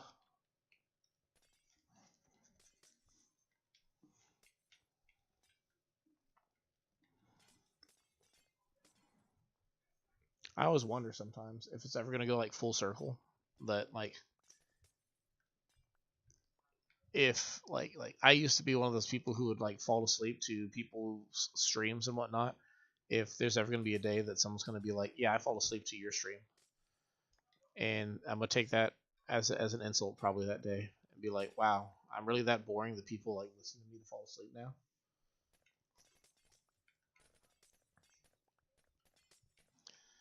Actually, I can't remember the last time I actually listened to a stream specifically to fall asleep. Um, or at least one of actual person like um, what's the term, like playing a game or something like that. There's often times where like I will listen to like rain to sleep to, and sometimes they happen to be streams. So I prefer if they're not streams, just because it kind of stinks when you try to go to sleep to rain in the middle of the night, and then like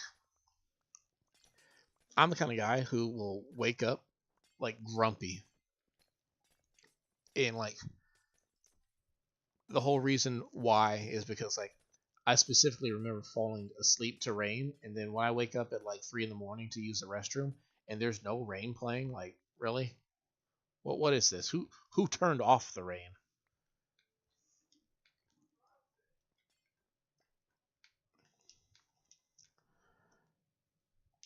Ugh. The last time I came here to get the blue ice, I had to get so many blue ice.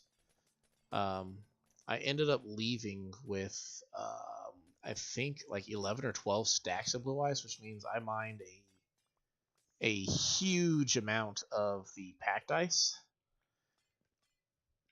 Did I slide off or did it push me off? Okay. So much of the ice. I did not bring a bed. All right, this is probably it. Because I'm not going to be mining this at nighttime, and hopefully this is enough blue ice or packed ice or whatever. It probably isn't, but we can always come back. But I don't want to deal with the gremlins that come out at nighttime. Maybe one more. Maybe time for one more. But last time I came, even though I have like uh, pretty much the best silk touch pickaxe you can have for this, I almost broke it still. Um, Mining as much ice and packed ice as I did. So I'm really grateful that I actually don't need as much right now as what I did back then.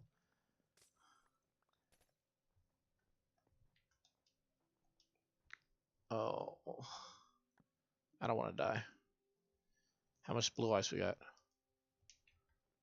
A good chunk, a good chunk, good chunk. All right, and now we're gonna dash for that. Oh wow, no, no, I don't want it. I don't want it. Bye guys, deuces. I don't want to deal with you. What are they called? Wraiths, ice wraiths, or whatnot? Nasty snow skeletons that nobody cares for. Only reason they exist was to make snowy biomes more dangerous. Like that's why you exist, is just to make a place that um uh uh j- you only exist to make a place that was already like not as like enjoyable. Or actually no, it's quite the opposite. No, I think I enjoy the the snow biomes, and then they decided, all right, cool, well, we're gonna have like a mob that specifically spawns in the snow biome to make it go from being like eternal Christmas Wonderland to just terrible. They're gonna hit you with an arrow. You're gonna slow down, or can't jump. I don't know what they do. I don't know what their arrows do. I've been hit with their arrows enough times that I should know what they do, but I have no idea what their arrows actually do. Like I know it gives you a status effect that looks like a really, you turd.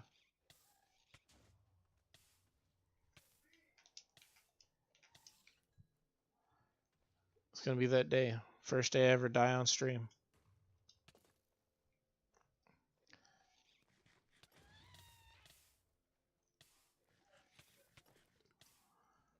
Oh, goodness gracious.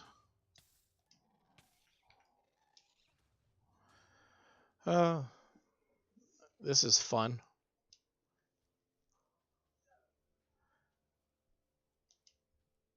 Um,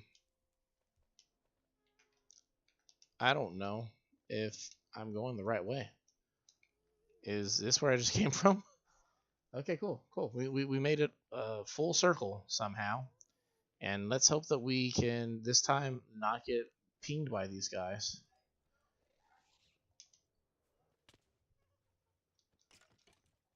No, no thank you. I don't want to deal with you guys. Just keep running, just keep running. Okay, yeah, Ice Rave.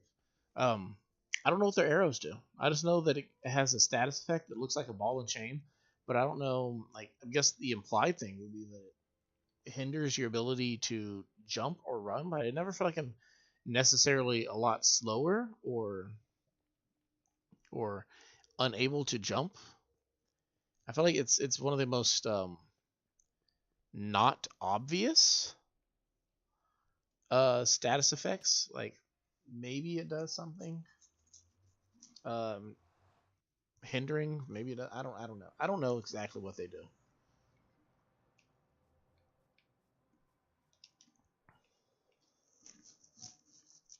But I know enough that I don't want to deal with them. So I left the biome and headed home, and now we're safe. And now we got lots of blue eyes. How much blue eyes do we have? Knowing me, we have just enough to have not enough. Like, if we needed 100, we probably got 97. And then instead of heading back to there to get more blue eyes, I'm going to look through every chest in town to find out I have exactly 2 more pieces of blue eyes. And then say, screw it, and then, like, probably take ice from, like, blue eyes from somewhere else and use it over there. Because it's just too much effort to actually, fix it properly. Put this here for now. Actually, what I want to do, I don't think I'm actually going to use this, so I'm going to fill it in later, so I can just leave this in there. Yeah, that sounds good.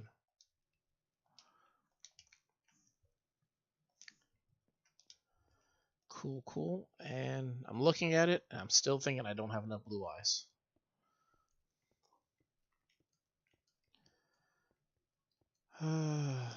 Maybe we got enough.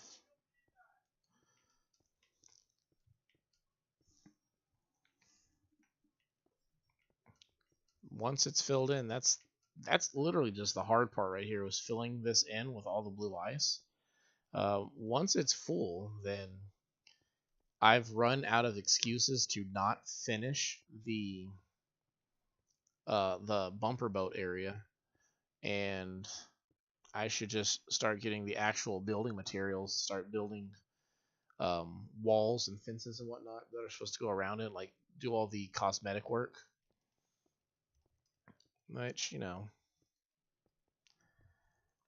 that's not a bad thing, right? That's actually the good thing. It means that all the hard stuff is out of the way, and I should celebrate that by, actually finishing it instead of griping about how much work it's going to cost me. I always find it interesting that people who hate to work in real life are some of the hardest working people in video games, myself included. Um, I go to work and then I have to dedicate, um, a good amount of time, to a normal work day.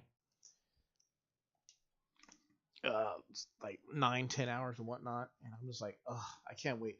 Like, before you even start work, before you've even clocked in, before you've even, like, said hi to your first customer or constructed your first widget or whatever it is that you're going to do, before you even get there, you're already tired of work. You woke up in the morning ready to be done with work. But then you hop on a video game, and you will grind like your MMORPG or your battle pass or your whatever it is, you will grind that sucker for like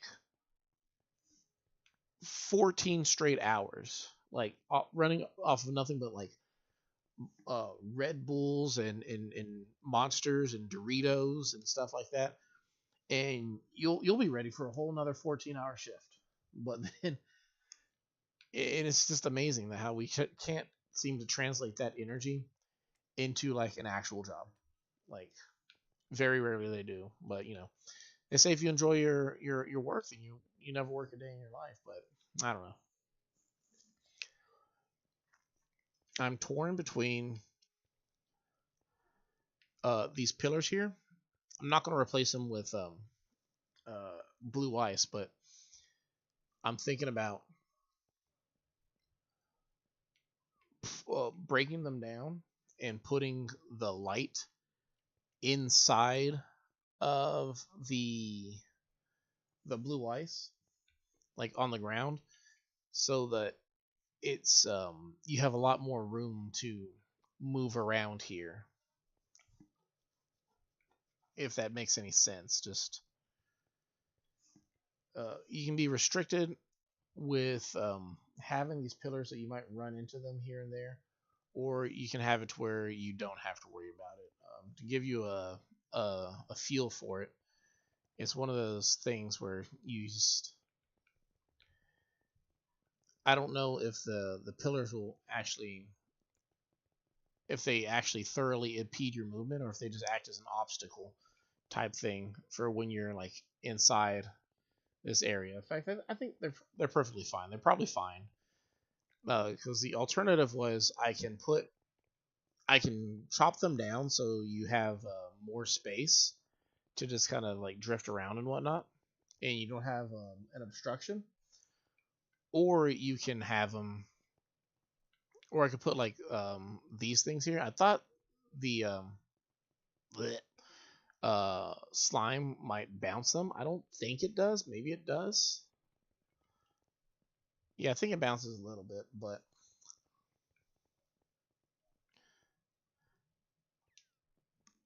yeah, I think it's perfectly fine like that. I don't know if I should put more slime like right here or not. I might do that.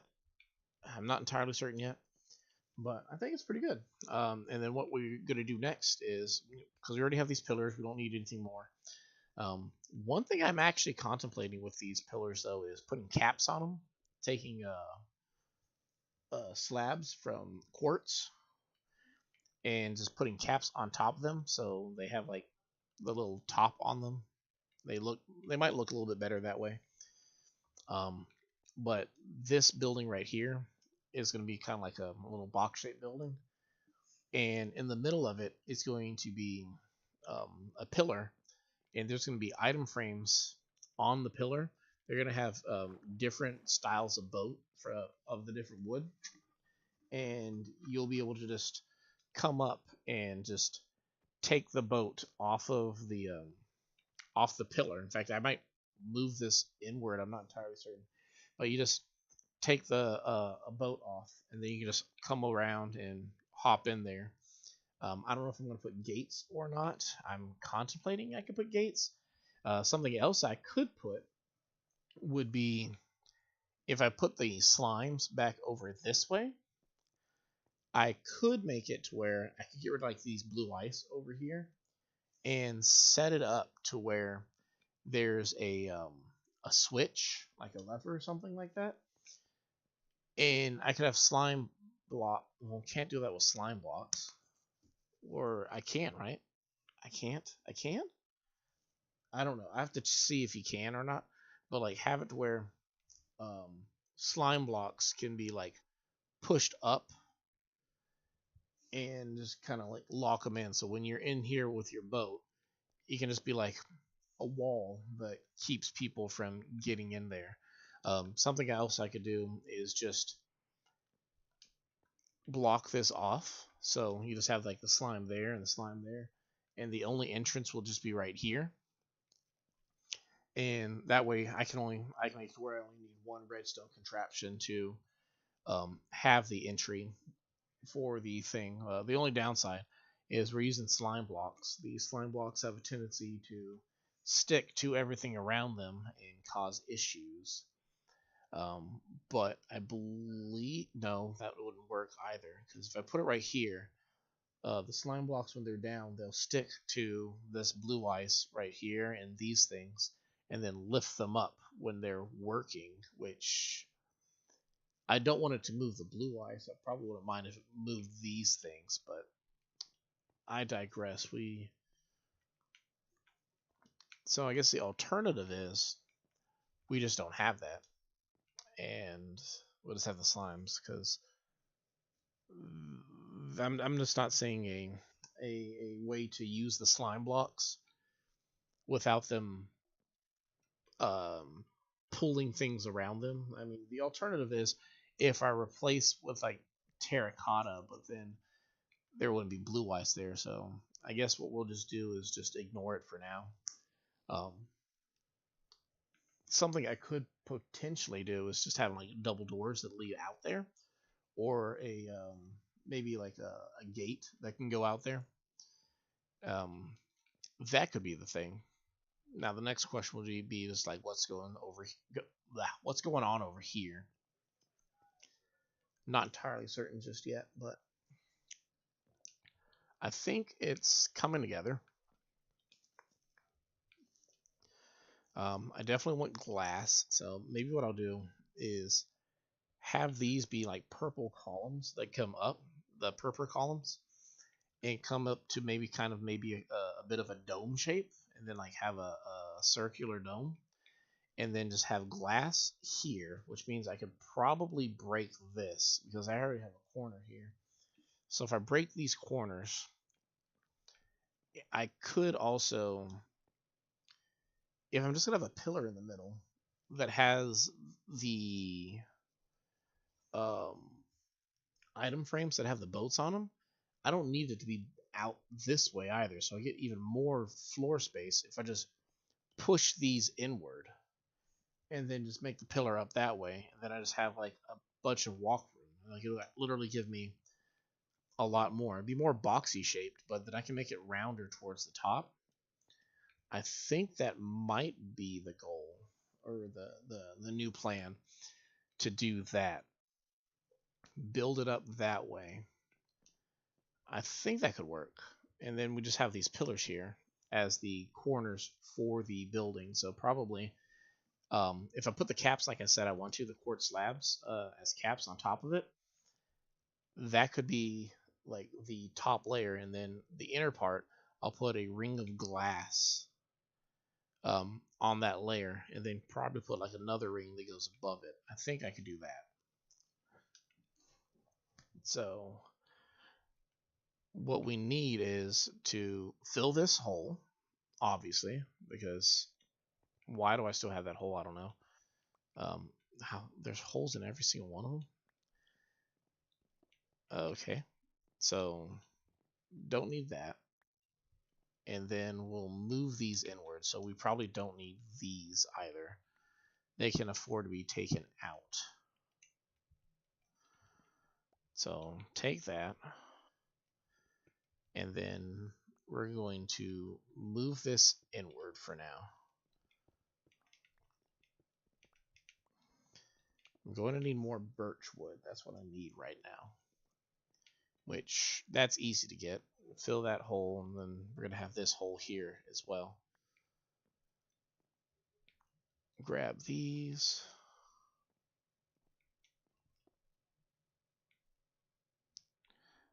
Ignore that, like it's not my problem. Okay, I can't ignore that. I'll go crazy. I didn't realize that was so low. I mean, I should have known it was going to be that low. But fortunately, I can hop up over here. And yeah, so let's go grab that birch real quick. And some pillars too, if I have them. I should have some pillars. And slabs. Birch, pillar, slabs. That's what we need. So that's not the pillar, but we'll take that. And we'll take this in case I need it. No slabs here. Not the slabs I'm looking for. Maybe I should do purple slabs. You think purple slab would be better than a quartz slab for the caps on these things? Would it intrude with anything? I don't think it would. Maybe, yeah, let's try that. Let's try purple slabs.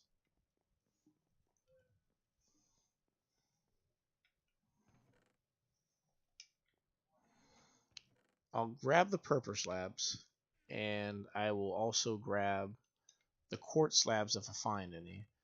And I will take a look at how they both look on top of it. And then maybe go from there. I'm not sure. As always, there's no quartz. What did I say I needed? Pillars, slabs, birch. Okay. So birch is the easy one. It's right over here. At the woodshed, of course. I could cut down other new birch trees. I could, but I'm not going to. Grab from here. We have some birch. And let's go see if we have quartz over here. First place we're going to check is over here, where I think I used some quartz. I'm not entirely... Yeah, I did. A bunch of quartz slabs. And maybe these two.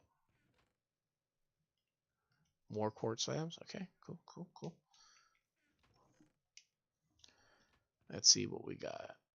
That's snow. I don't want snow. More quartz bricks. Is that more blue ice? Oh, that's packed ice. Okay. I can put this here for now. I don't need it. So what do I need now? Pillars and... How do you make pillars again? Can I use these to make pillars? I can't, but I can make that. I might want that. Let's find out what the slabs look like first. And then we'll figure out the rest.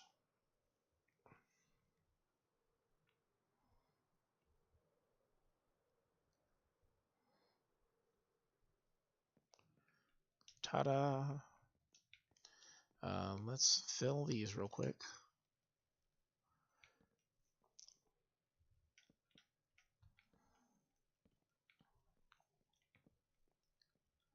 Perfect. Now,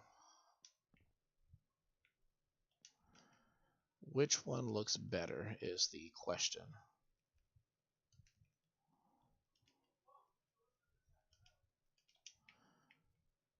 That or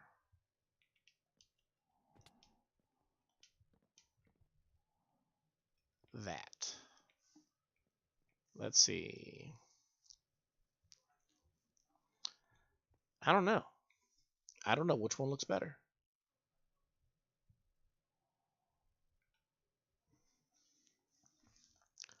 I think they both look good.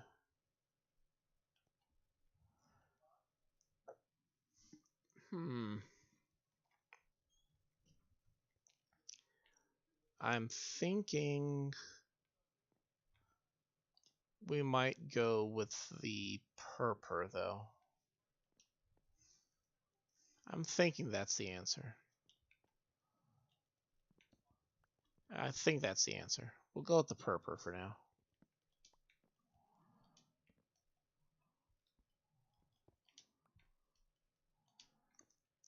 Which makes me feel filthy because, like, I live in a world where quartz is always the answer, but I think for now, I kind of like the purple. So I'm thinking it's gonna be kind of like a glass building, like for the most part. I don't know what color glass. That one's clear, so maybe we should just stick to clear glass for these buildings. So it would be like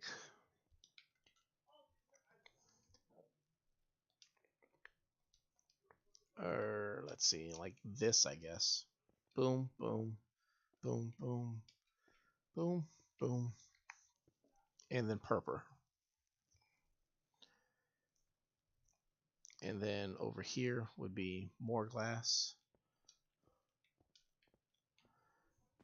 And then what I might do is have the purple go all the way around like a ring shape. I could do that. And then but if this is going to be a pillar that goes up, I don't know if that's good or not. I mean, I could just okay, I could use the white. Bleh. I could use the white to make the pillars up there as well. And then I don't know how it's going to go across the top if it's going to. We can do white there, just goes up, and then just have like 2 of the blocks here for the boat, not the boats, but the bumpers.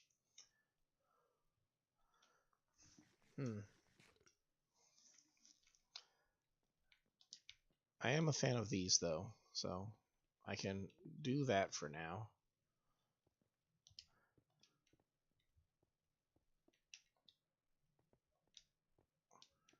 Boom, boom, boom, boom, and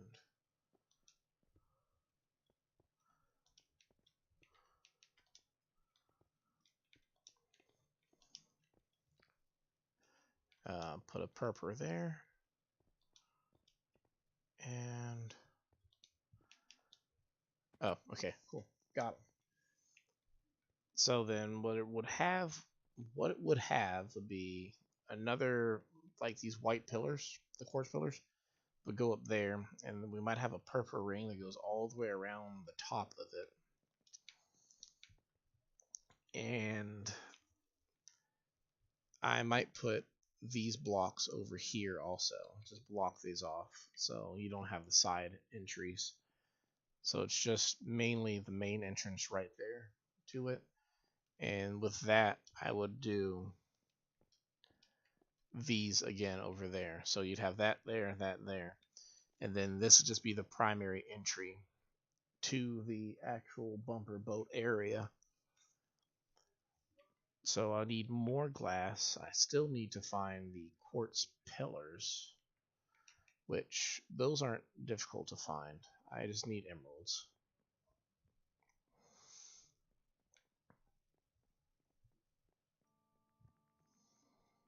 And then we need more purple slabs as well. But those are also easy to get because I have these bricks on me, so I'll be able to use those.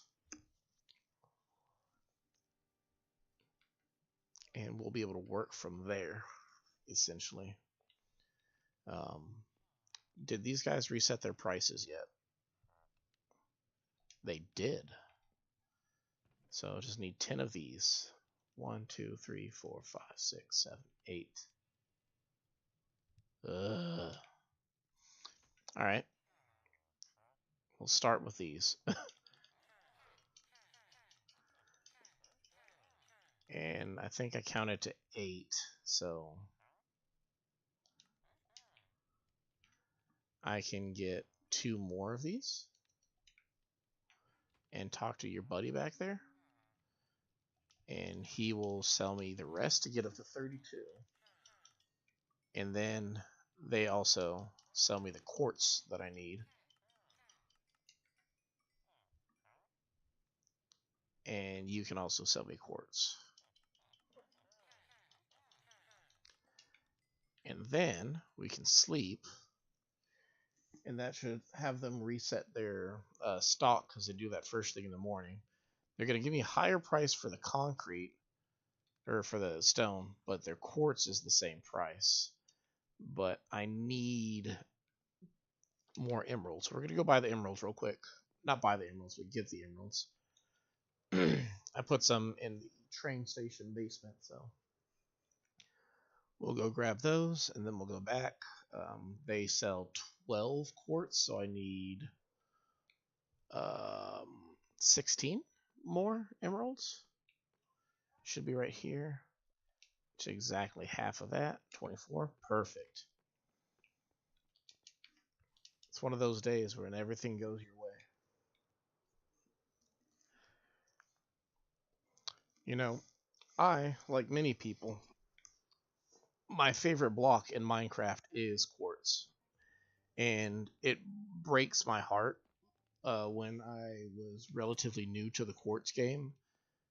The idea that it the only way to get quartz, like when you're like relatively new before you figure out all these things, is you have to strip mine the nether to get a butt ton of quartz, and then you just end up with, like, just so you can have like a sniff of quartz, you have stacks upon stacks upon stacks upon stacks upon stacks. You get what I'm saying, of netherite. Or not netherite, netherrack. Oh, if only if it was netherite. No, it's netherrack. And you can't really do anything with netherrack outside of, me personally. I felt it was useless, but then I started smelting it to make nether bricks. So it got better with that, but at the same time, it still sucks. Like, to have that be like the best thing you can do with it. Um, but now that I have it, I still treat it like it's the most valuable thing in the world, because in my Minecraft heart, it still is the most valuable thing in the world. So I don't want to waste it. So what we're gonna do here is make sure that we have the exact amount of um, what's the word, of the pillars that we actually need, because I don't want to waste it. So 1, 2, 3, 4, 5, 6, 7, 8 times 3 is 24 pillars. And I think that's it. I still need more glass too. I forgot to grab more glass. But 24 pillars, which is half of the quartz that we got. But boom, and there's some more glass in here. We'll grab a stack of that.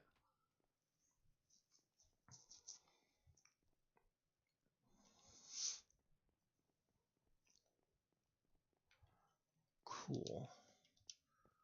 2, 3. 1, 2, 3. 1, 2, 3. We don't need the wood right now, so we can switch to this. 3, 1, 2, 3. 1, 2, 3. It should be illegal how good nether quartz looks. Honestly, it should be illegal how much of a pain in the butt it is to get nether quartz naturally too. And then next, I think we want to put a ring of the purple around the top. I might do something fancy with this, like maybe make an an archway? Arc. I don't know. Archway? Archway. I would be short one. And I can't make it. Oh my goodness. Nope. It's still one of those days where everything goes your way. It's just a minor hiccup. That's all that was. Minor hiccup. We're gonna make one, and then later on find out we didn't need it because we're gonna make an archway. But would have used it anyway. But we're gonna ignore that for now, and we're gonna live our best life with this. So we're going to go up one with this.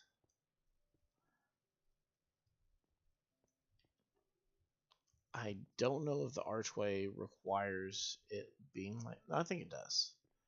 Or maybe it doesn't. I don't know yet. So we can build up one more for the archway. I kind of want it to be like kind of rounded, but what I could do is just have it go up one more, like 2 over here. What am I standing on? Okay. These 2 go up, so it kind of has that bubble shape. But then this one in the middle could go one higher that might go with the archway. I still don't know which word I'm going to use. I'm just going to keep using them, just both the words simultaneously. I'm going to use the chiseled right there. That could be it. I'm not sure, because if I put a stair there, it could then go up. And then how do I do it beyond that? I can't put a stair on that one.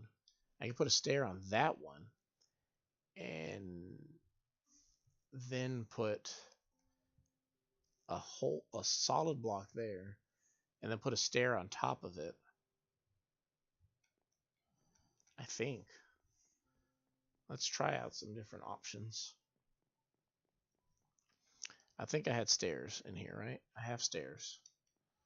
Is that it? Is that all I have?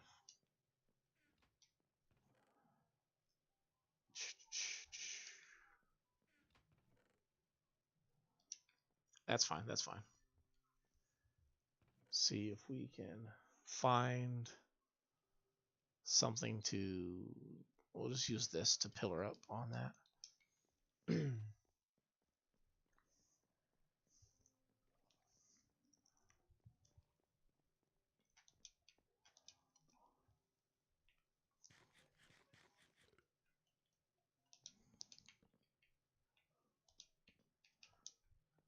There we go. So if we break these two, put the stair there, put a whole block there, and then another stair here, then we do the same with these ones.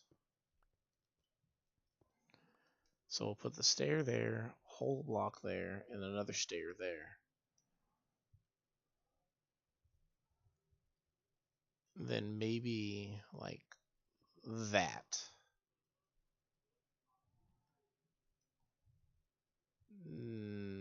Or what we can do instead is that. Oh yeah, I think that's better. And then the glass would go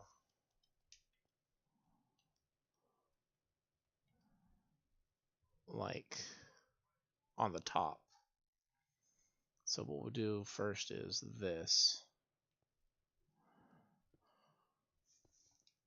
I think that works.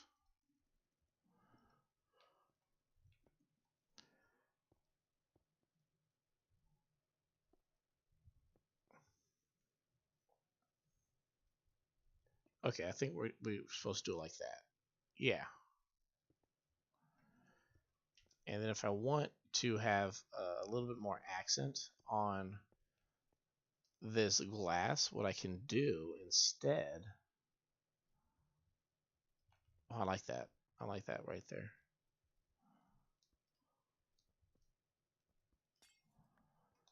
I think that looks perfect.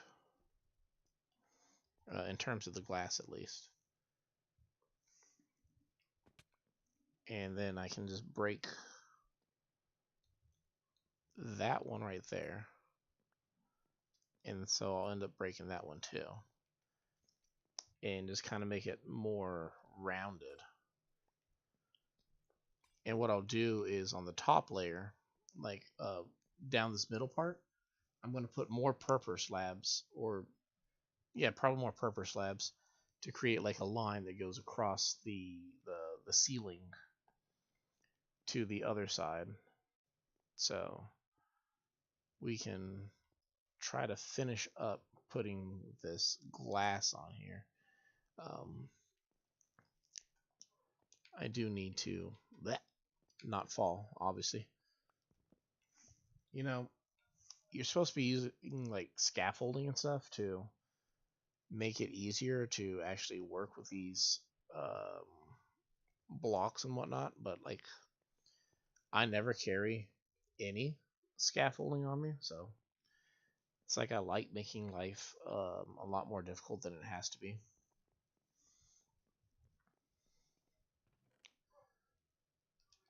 What I'll probably do is tomorrow, when the server has sat for a while and has backed up itself, or I might back it up beforehand. I will run my uh, glass duper, not glass duper, but sand duper, because I need a lot more.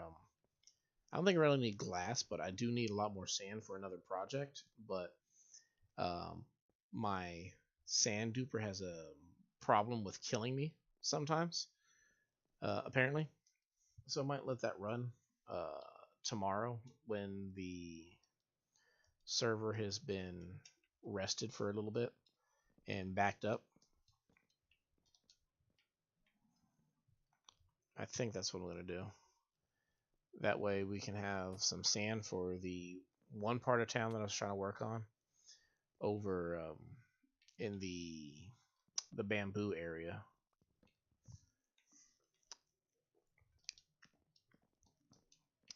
Once we have all that sand for that, I can make it into an actual like bamboo beach. Wait, where do I want the purple to go? I think it's actually supposed to go here. Is that right? One. No, I want it here. So it'll be a purple line that goes on this side right here, and then it'll go on the other side as well. For now, we can break these, put the stair there, put the whole block as well. Other side as well. So stair, full block, and then I'm going to need more stairs. But also what we can do is put these over here. I think. Yeah, I think that works great. I think that's more or less the aesthetic I'm going for. So then what we need for the other art way would be 2 more slabs there. And then I think 4 more stairs. So 4 stairs and more slabs. So we'll see what we got and see how much more we need to make. So 4 stairs is like that. And then the rest will be slabs. I think that's, well, I don't think that's enough, but it's definitely a start, I guess. Again, it'd probably be more useful if I brought like ladders or something to make it easier for me to actually climb up these. But I digress. It's not like I actually think that far ahead. So it goes like, only in Minecraft can you like ruin an entire plan by misplacing 1 block. But it happens, right? But let's go 1, 2, and come over here, and then we will place it upside down, and then boom, boom, and perfect. Well, not quite perfect. We still need 5 more of these slabs. So the solution to these slabs is you run on over here, grab your fruit, and you got to go smelting. So I actually grabbed too many fruit because I'm not going to, despite the fact that I have infinite fuel, I'm also still very cheap and frugal, and I don't want to lose 16 smeltings worth of stuff. Nah, screw it. I'll just do both. So drop that in there, and drop that in there. So we should be able to get them pretty quickly. In case you don't know how to make shoulder purple bricks, basically you can make 1 out of 4 popped chorus fruit.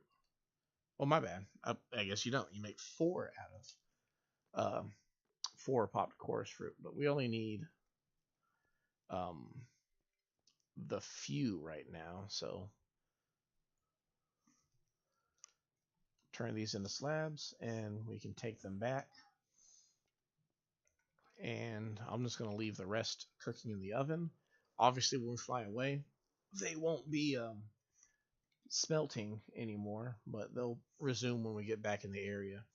But that's kind of the reason why I have things like that, things like the tree farms, that I can start smelting something and then like just take off and then come back later on, and they'll be like resuming when I'm just in the general vicinity. But not just me, but like one of the upsides to playing on a server like this is that everybody else who also happens to come online and just is in the general vicinity of your farms or your smelters or whatnot will cause them to just subconsciously, well, not subconsciously, but like in the background, like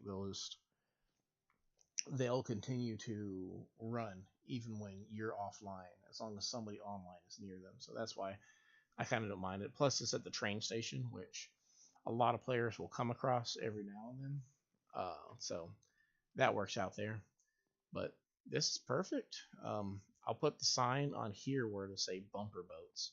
Um, Even though we have the white oak now, the pale oak, the aesthetic here is still birch for the wood. That's what that sign over there has. So I'll probably keep using birch even for the signs over here. So um, I might do hanging signs for over here. And then right here is where the actual bumper boats are supposed to go. So we need, I don't know. We could do just the 2. So 2 more of these, and then grab 4 more of the lights over here and place them on top. And then the purple slabs will then go on top of that. And then I put the maybe the glowing signs or the glowing item frames on here, where you'll be able to grab whichever boat that you want for it. I think that's good enough. Let's try it for now. Actually, no. Let's go grab the lights first and more slabs, because we need slabs for the signs also, or not the signs, the pillars that are out on the pillars out there need slabs on top of them too for the aesthetic. Uh, we do have some of these. That's good. And item frames. We need item frames, glowing item frames. I might have some spare item frames this direction. What are you selling? Oh wow, pale. That that actually sounds like a pretty good price or deal. If I didn't already have some, like just to get some pale wood. It sucks that he only sells the logs. You kind of want to hope to see him sell the saplings instead. But just being able to get the logs to work with ahead of time would be pretty nice too.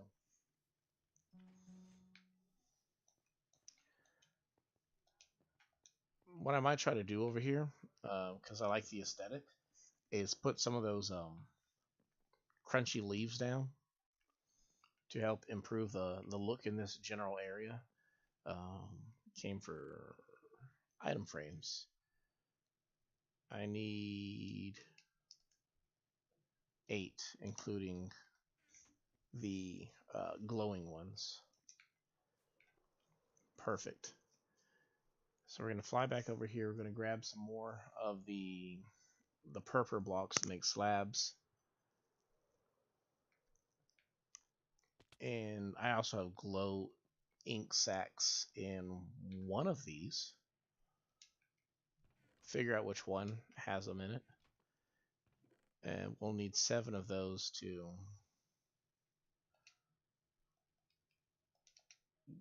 get the rest of these signs to be glowing signs. So perfect. I think it's getting late outside, so we can sleep. Not yet. Check our purpur. Got 28 of them now, so we can make those in the slabs too. I don't know if I want all those to be slabs though. Maybe half of them.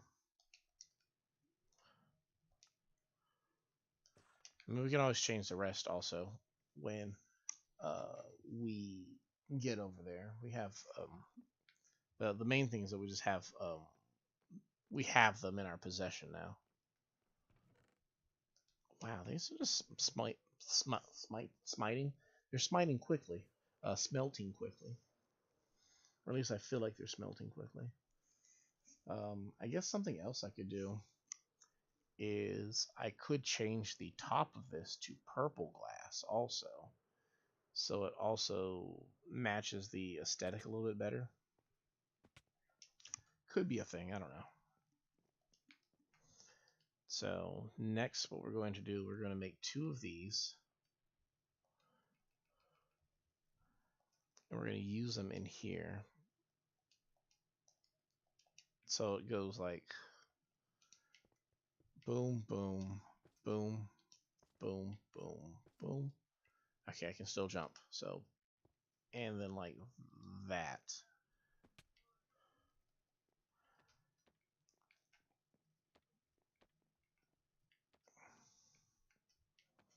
And I think that's the look. And then the boats would basically go there.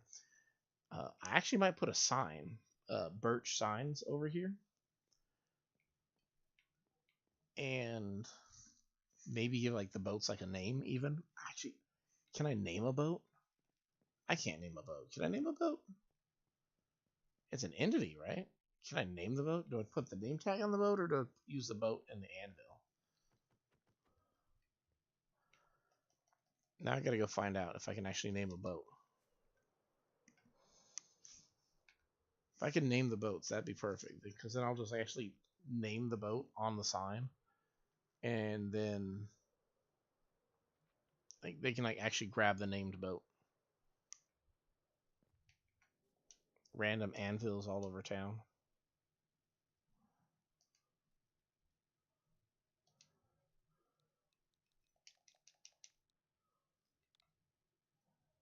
I can name a boat. Oh wow. Now I'll name it later when I gather all the boats. But I'm gonna need like to figure out names for these boats.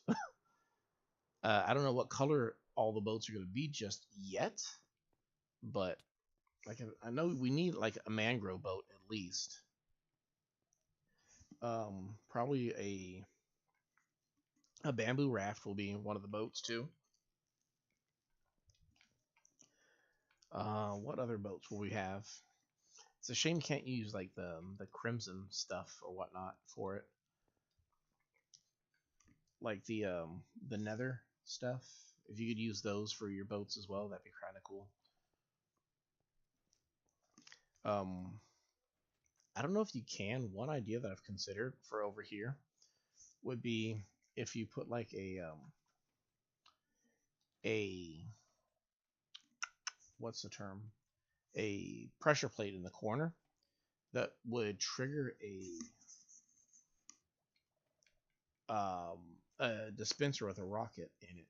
So like when people like get smashed into the corner during bumper boats or whatnot, it would like shoot up a firework. And I think that'd be kind of cool. I think that'd be kind of cool. I don't know. I don't know if I should put some sort of a barrier here also though. Like clearly nothing in the water can get up into here, but I don't know if an additional barrier, like maybe the purple glass that I have over there, all the way around here would be good too, or maybe white glass. I don't know. One of the two could be. I like how I made these just tall enough that they're a nuisance for me to actually put the caps on them. But good news is frog light's actually easy to mine with your hand, so that works out in its own little way.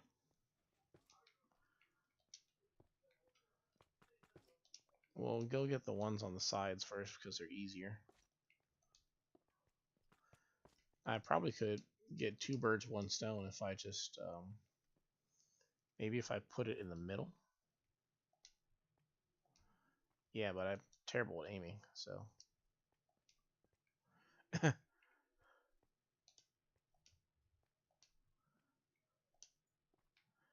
Yeah, I mean, if I was better at aiming, it wouldn't be so bad. But we'll try it anyway. Try it again. Boom. There we go. Of course. Of course. Not so bad.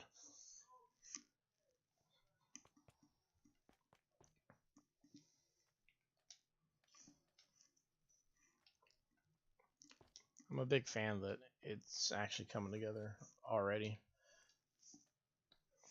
Hopefully it'll, you hope that these things look as good in your in reality as they do in your vision. I think it's been doing a good job so far, though.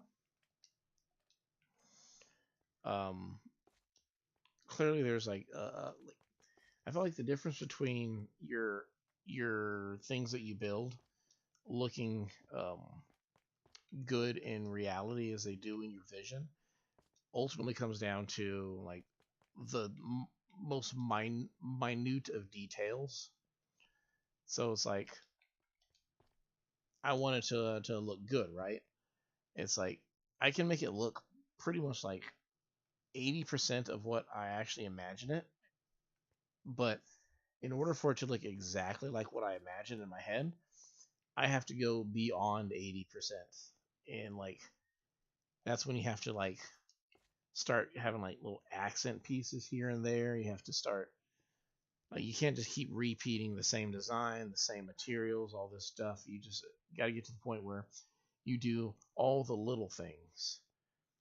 There's a building in the town that I feel like it's me turning that corner between just having like little things here and there just for the sake of it, and then having things that actually look 100% the way that I want them to. And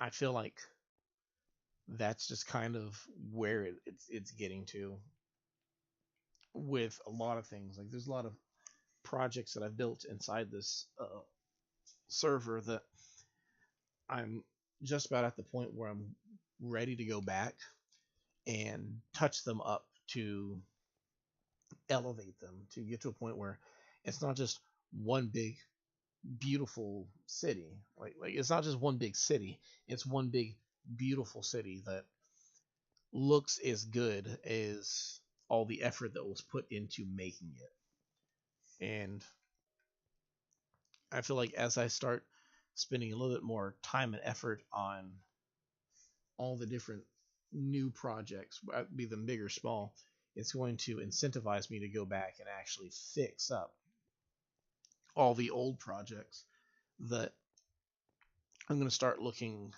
much worse in comparison to the big one that or all the other stuff. So hopefully we'll see in the future I'd be motivated to actually do as much with those things. Again, I need glass around these. I just don't know what glass I want to use. If I want to use purple glass, if I want to use white glass so it matches that, or I could just use regular glass panes to go all the way around as well. I could use a combination of not yellow, purple and white though, also interchangeably over here. I could make it too high also, and just do a checkered pattern with the two. So like it'd be a light, not light, glass pane. So it would be purple and white, and they'd make a checker pattern that would go all the way around this thing. That could be something that it's done. Could be something else I'm curious about. Let me go check it out real quick.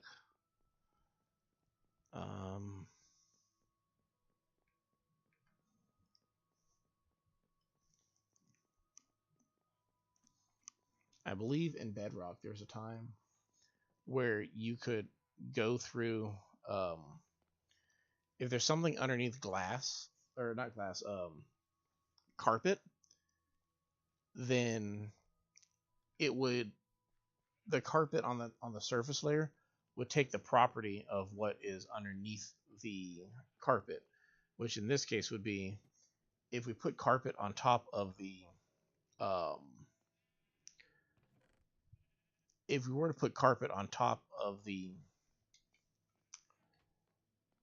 blue ice, will the carpet take the characteristics of the blue ice? Is what I'm trying to mentally figure out right now. If so, then what I could do, instead of just having a big blue ice rink, is I could have it be, it'd still be a blue ice rink, but it could be, have colors that actually match the rest of the aesthetic. So I'm gonna try that out real quick, see if that actually works. Yeah, we'll just put down some purple for now. And basically what we're gonna do is we're gonna go from one corner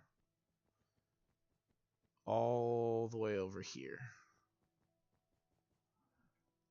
And go back as well. And we're going to see if the boat maintains its momentum on these, or if it loses its momentum. Oh, okay. I feel like it maintained its momentum, because I feel like I was maintaining my momentum, but we'll see. Basically, if the boat up against the wall can do so, then that actually would be kind of cool, just having the boats on here now. And no, it doesn't. That would have been a lot nicer, but no, the boat clearly does not. Yeah, it's big different, night and day. I was hopeful. Wasted a whole bunch of wool in the process. And I don't have shears on me, and the wool's going to slide all over the place and bounce all over the place. It doesn't work in here, does it? Wait.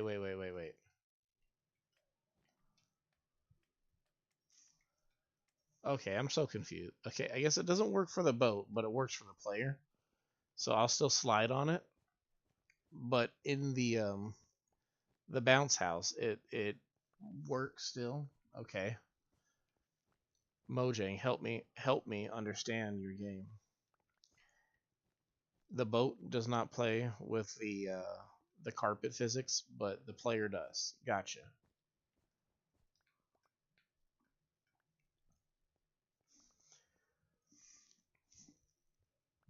There we go. Gathered it all. So we can't use it here, but welcome back, Soap. You pulling an all-nighter?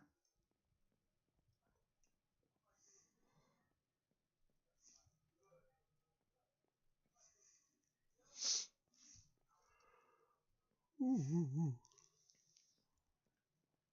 feel like I'm getting to a point where I'm getting tired.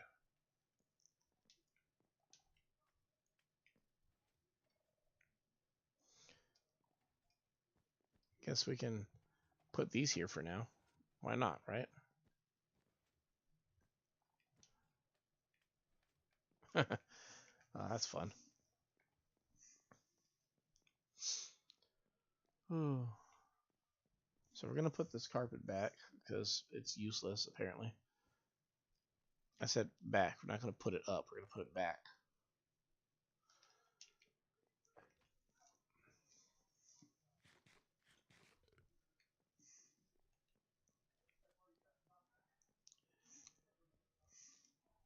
Let's see. Oh, that leaf scared me.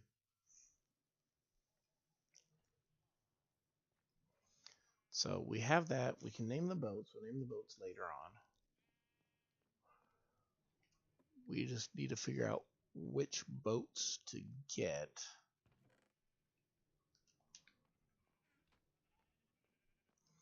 Looks like the server's getting a little busy now. Went from nobody online to everybody's online.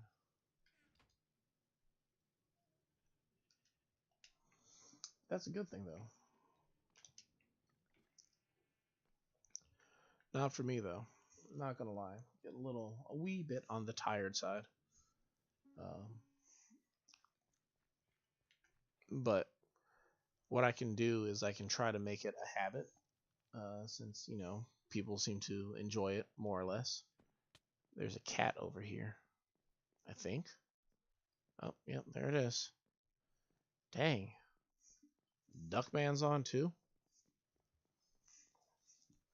There's about as many people on the server as there are in the chat at this point. But what I'll try to do is make a habit of playing more often. I guess I can play it at nighttime when I finish up work and whatnot, so we can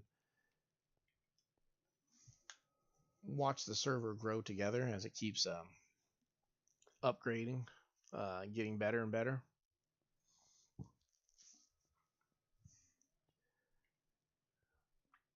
Trying to think what we put here. I guess I can grab 10 more of these slimes.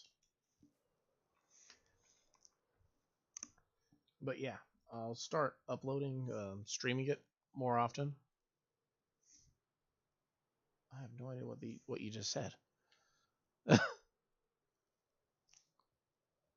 Let me check out here. No. What is it? This button. There we go. Ah. Apparently the fan band was playing Fortnite and now they're playing Minecraft.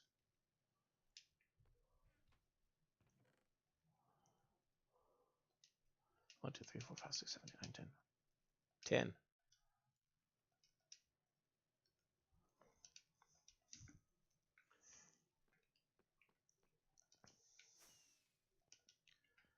That's pretty much how it how the family dynamic works. Everybody plays Fortnite, and I just play Minecraft all by myself. I'm like the in Cinderella. I'm like the Minecraft. I'm like the Minecraft version of Cinderella with the family. While they're all out going to balls and playing Fortnite, I'm over here like talking to rats and working on Minecraft servers.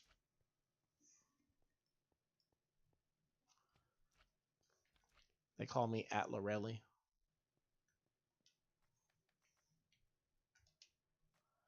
Oh, I got another corner over here where I don't need a slime block. I technically don't need one there either, but I want it. So I could put another corner piece over here as well. So we just have these little corner spots where, in theory, if I can make it, I might have to go to the test area and see if I can get it to work. I think I know how to make it work. So let's go test it real quick. To the lab.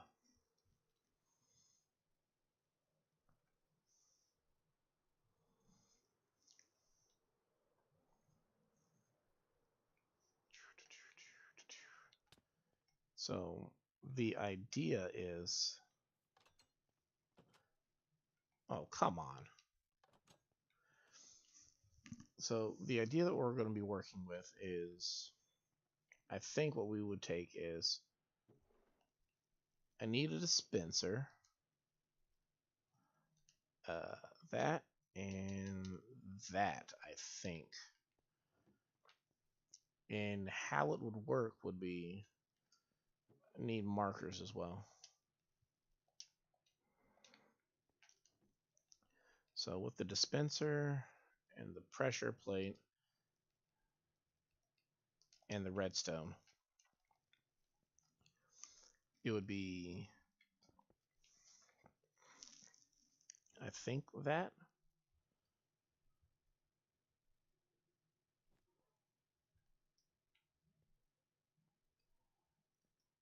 I think that's right.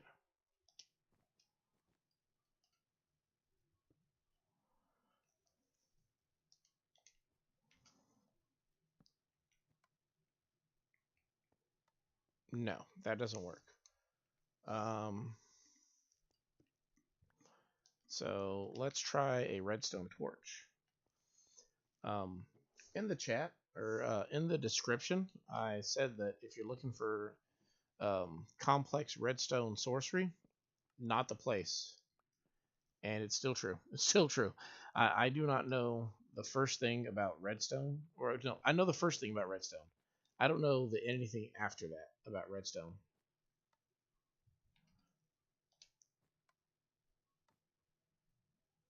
Okay, so that doesn't stop the signal. I can give it a signal, but I can't stop its signal. Oh, wait, no, that's giving a signal to that, I think. I don't know how this works.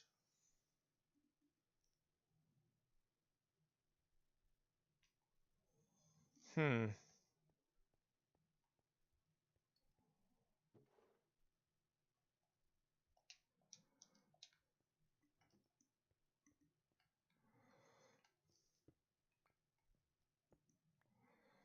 What if we do that?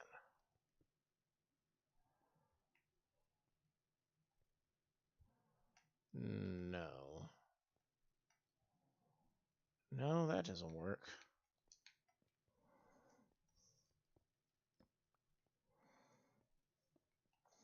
If we step on that, it gives a redstone signal there. And I want it to go here. And is there a bed in here? There is a bed in here. So let me think for a second how this works. If I step on it, it sends a signal down. And I can send it across, but I can't send it into the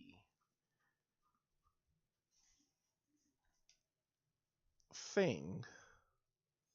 Or can't, well, what if I put it into a block underneath it? Does that work? I don't know. I'm not the smartest redstone guy. Any complex redstone contraption I've ever made is one that I made. I took point for point from a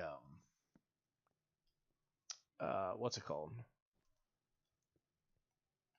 Somebody else's thing, basically. So I don't know. If I put it there, the signal sends it across, but I don't know how to send it up into that. Well, what if? No, I can't do that either.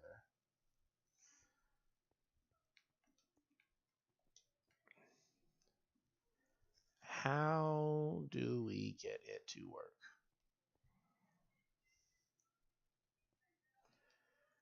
Huh.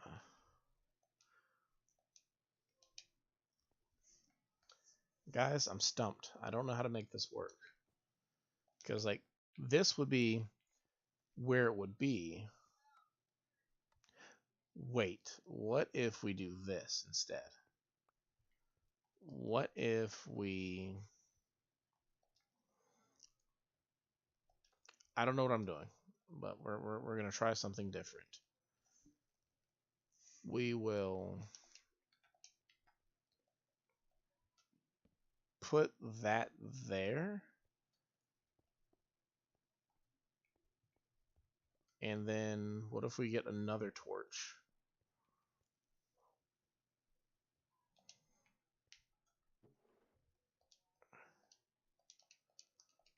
And put this torch here. That doesn't do what I think it does. It doesn't do it. What if I put the torch there? No, that doesn't do it either. I'm trying to remember how to turn a torch off. And I'm not remembering very well.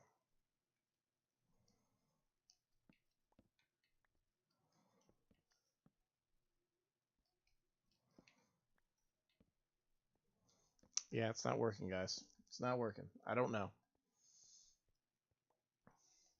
I want to figure out how to send the signal up.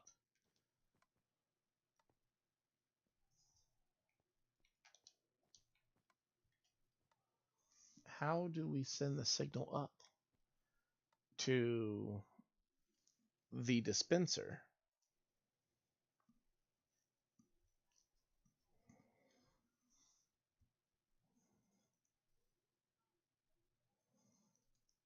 What if we do this?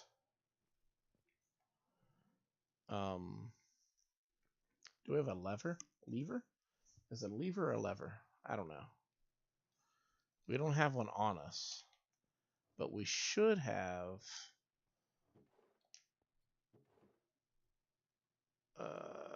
No stone, no cobblestone. All right. Well, there's a lever over here, so we'll grab this one. So what if we use this?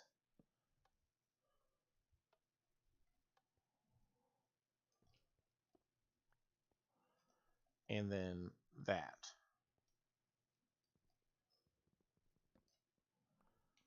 And then put this here. You can't turn it off. Okay. You can't turn it off. I don't understand. I'm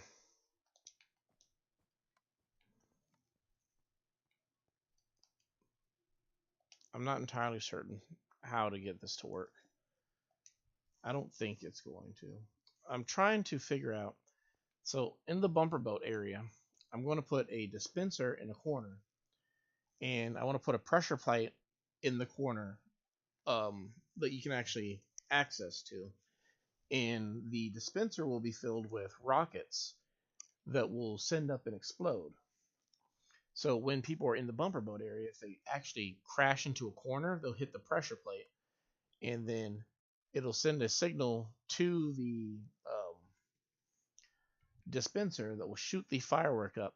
It'll add to the chaos of, being somebody hitting the bumper boat. And that's what I'm aiming at, but I don't know how to make it work.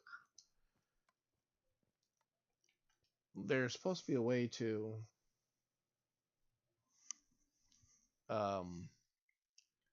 invert the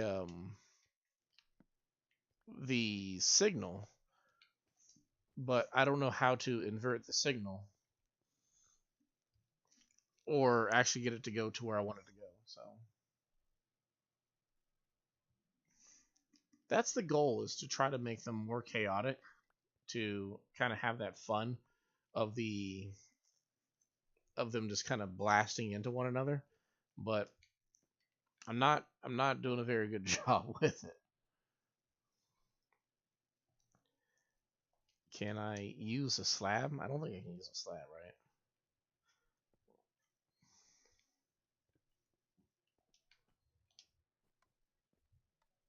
No, can't use a slab.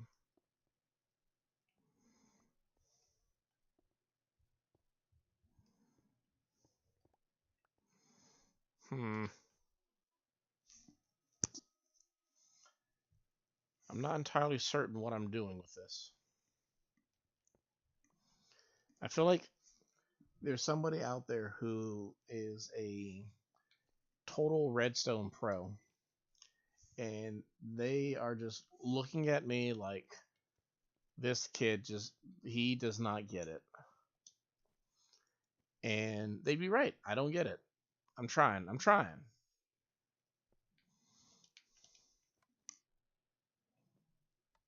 Okay, that doesn't work. What if I do that? I don't think that does anything, but what if I do that? Come on. Um, I'm not figuring it out.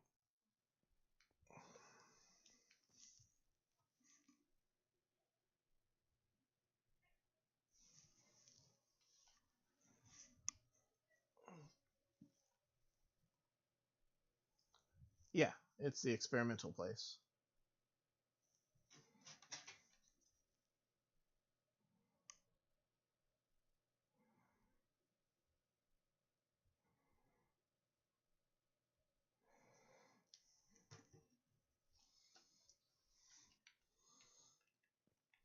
Yeah, this building, it's the most complex way to go out of one's way to test out things instead of going to a creative server and just figuring out that way. Just messing with this. Give me a second. Let me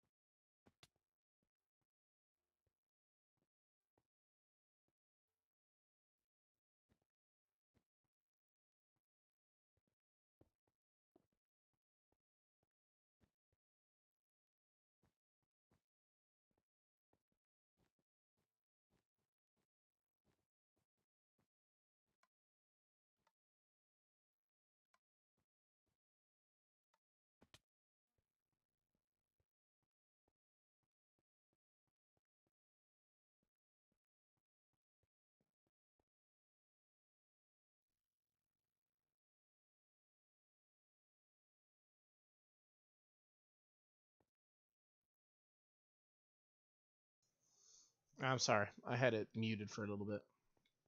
I was trying to figure something out.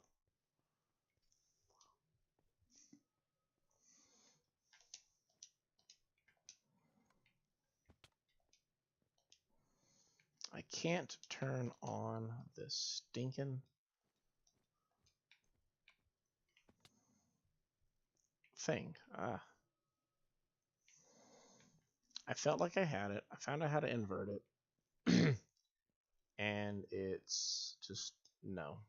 It's just not.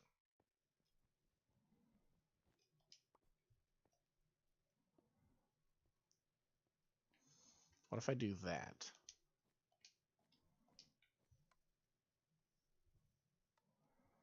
No, that doesn't work either.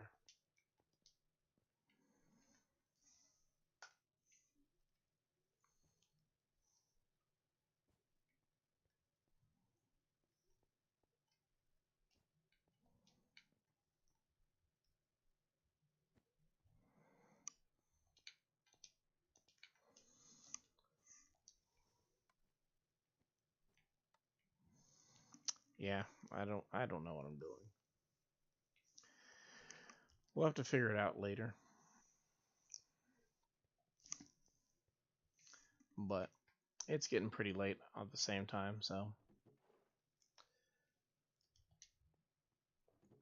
maybe tomorrow I can dabble more in the redstone technique.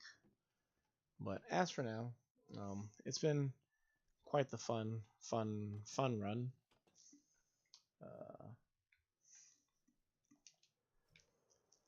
let's go take a quick look, see at what we managed to build today. We have the bumper boat area pretty well constructed, and it's just a matter of maybe tomorrow or whenever we get on next, we will build the boats, give them names, set them up, and maybe put some sort of a barrier around the bumper boat area also, and then maybe take some more time to try to figure out if we can actually get the corner rocket dispensers to work. But in the meantime, thank you to everybody who hung out today. Hope you guys have a wonderful night. Um, if you got school tomorrow, I hope you have a great day. If you don't, I hope you still have a great day and find something productive to do. And yeah, again, thanks for hanging out, guys, and I'll see you soon. Toodles.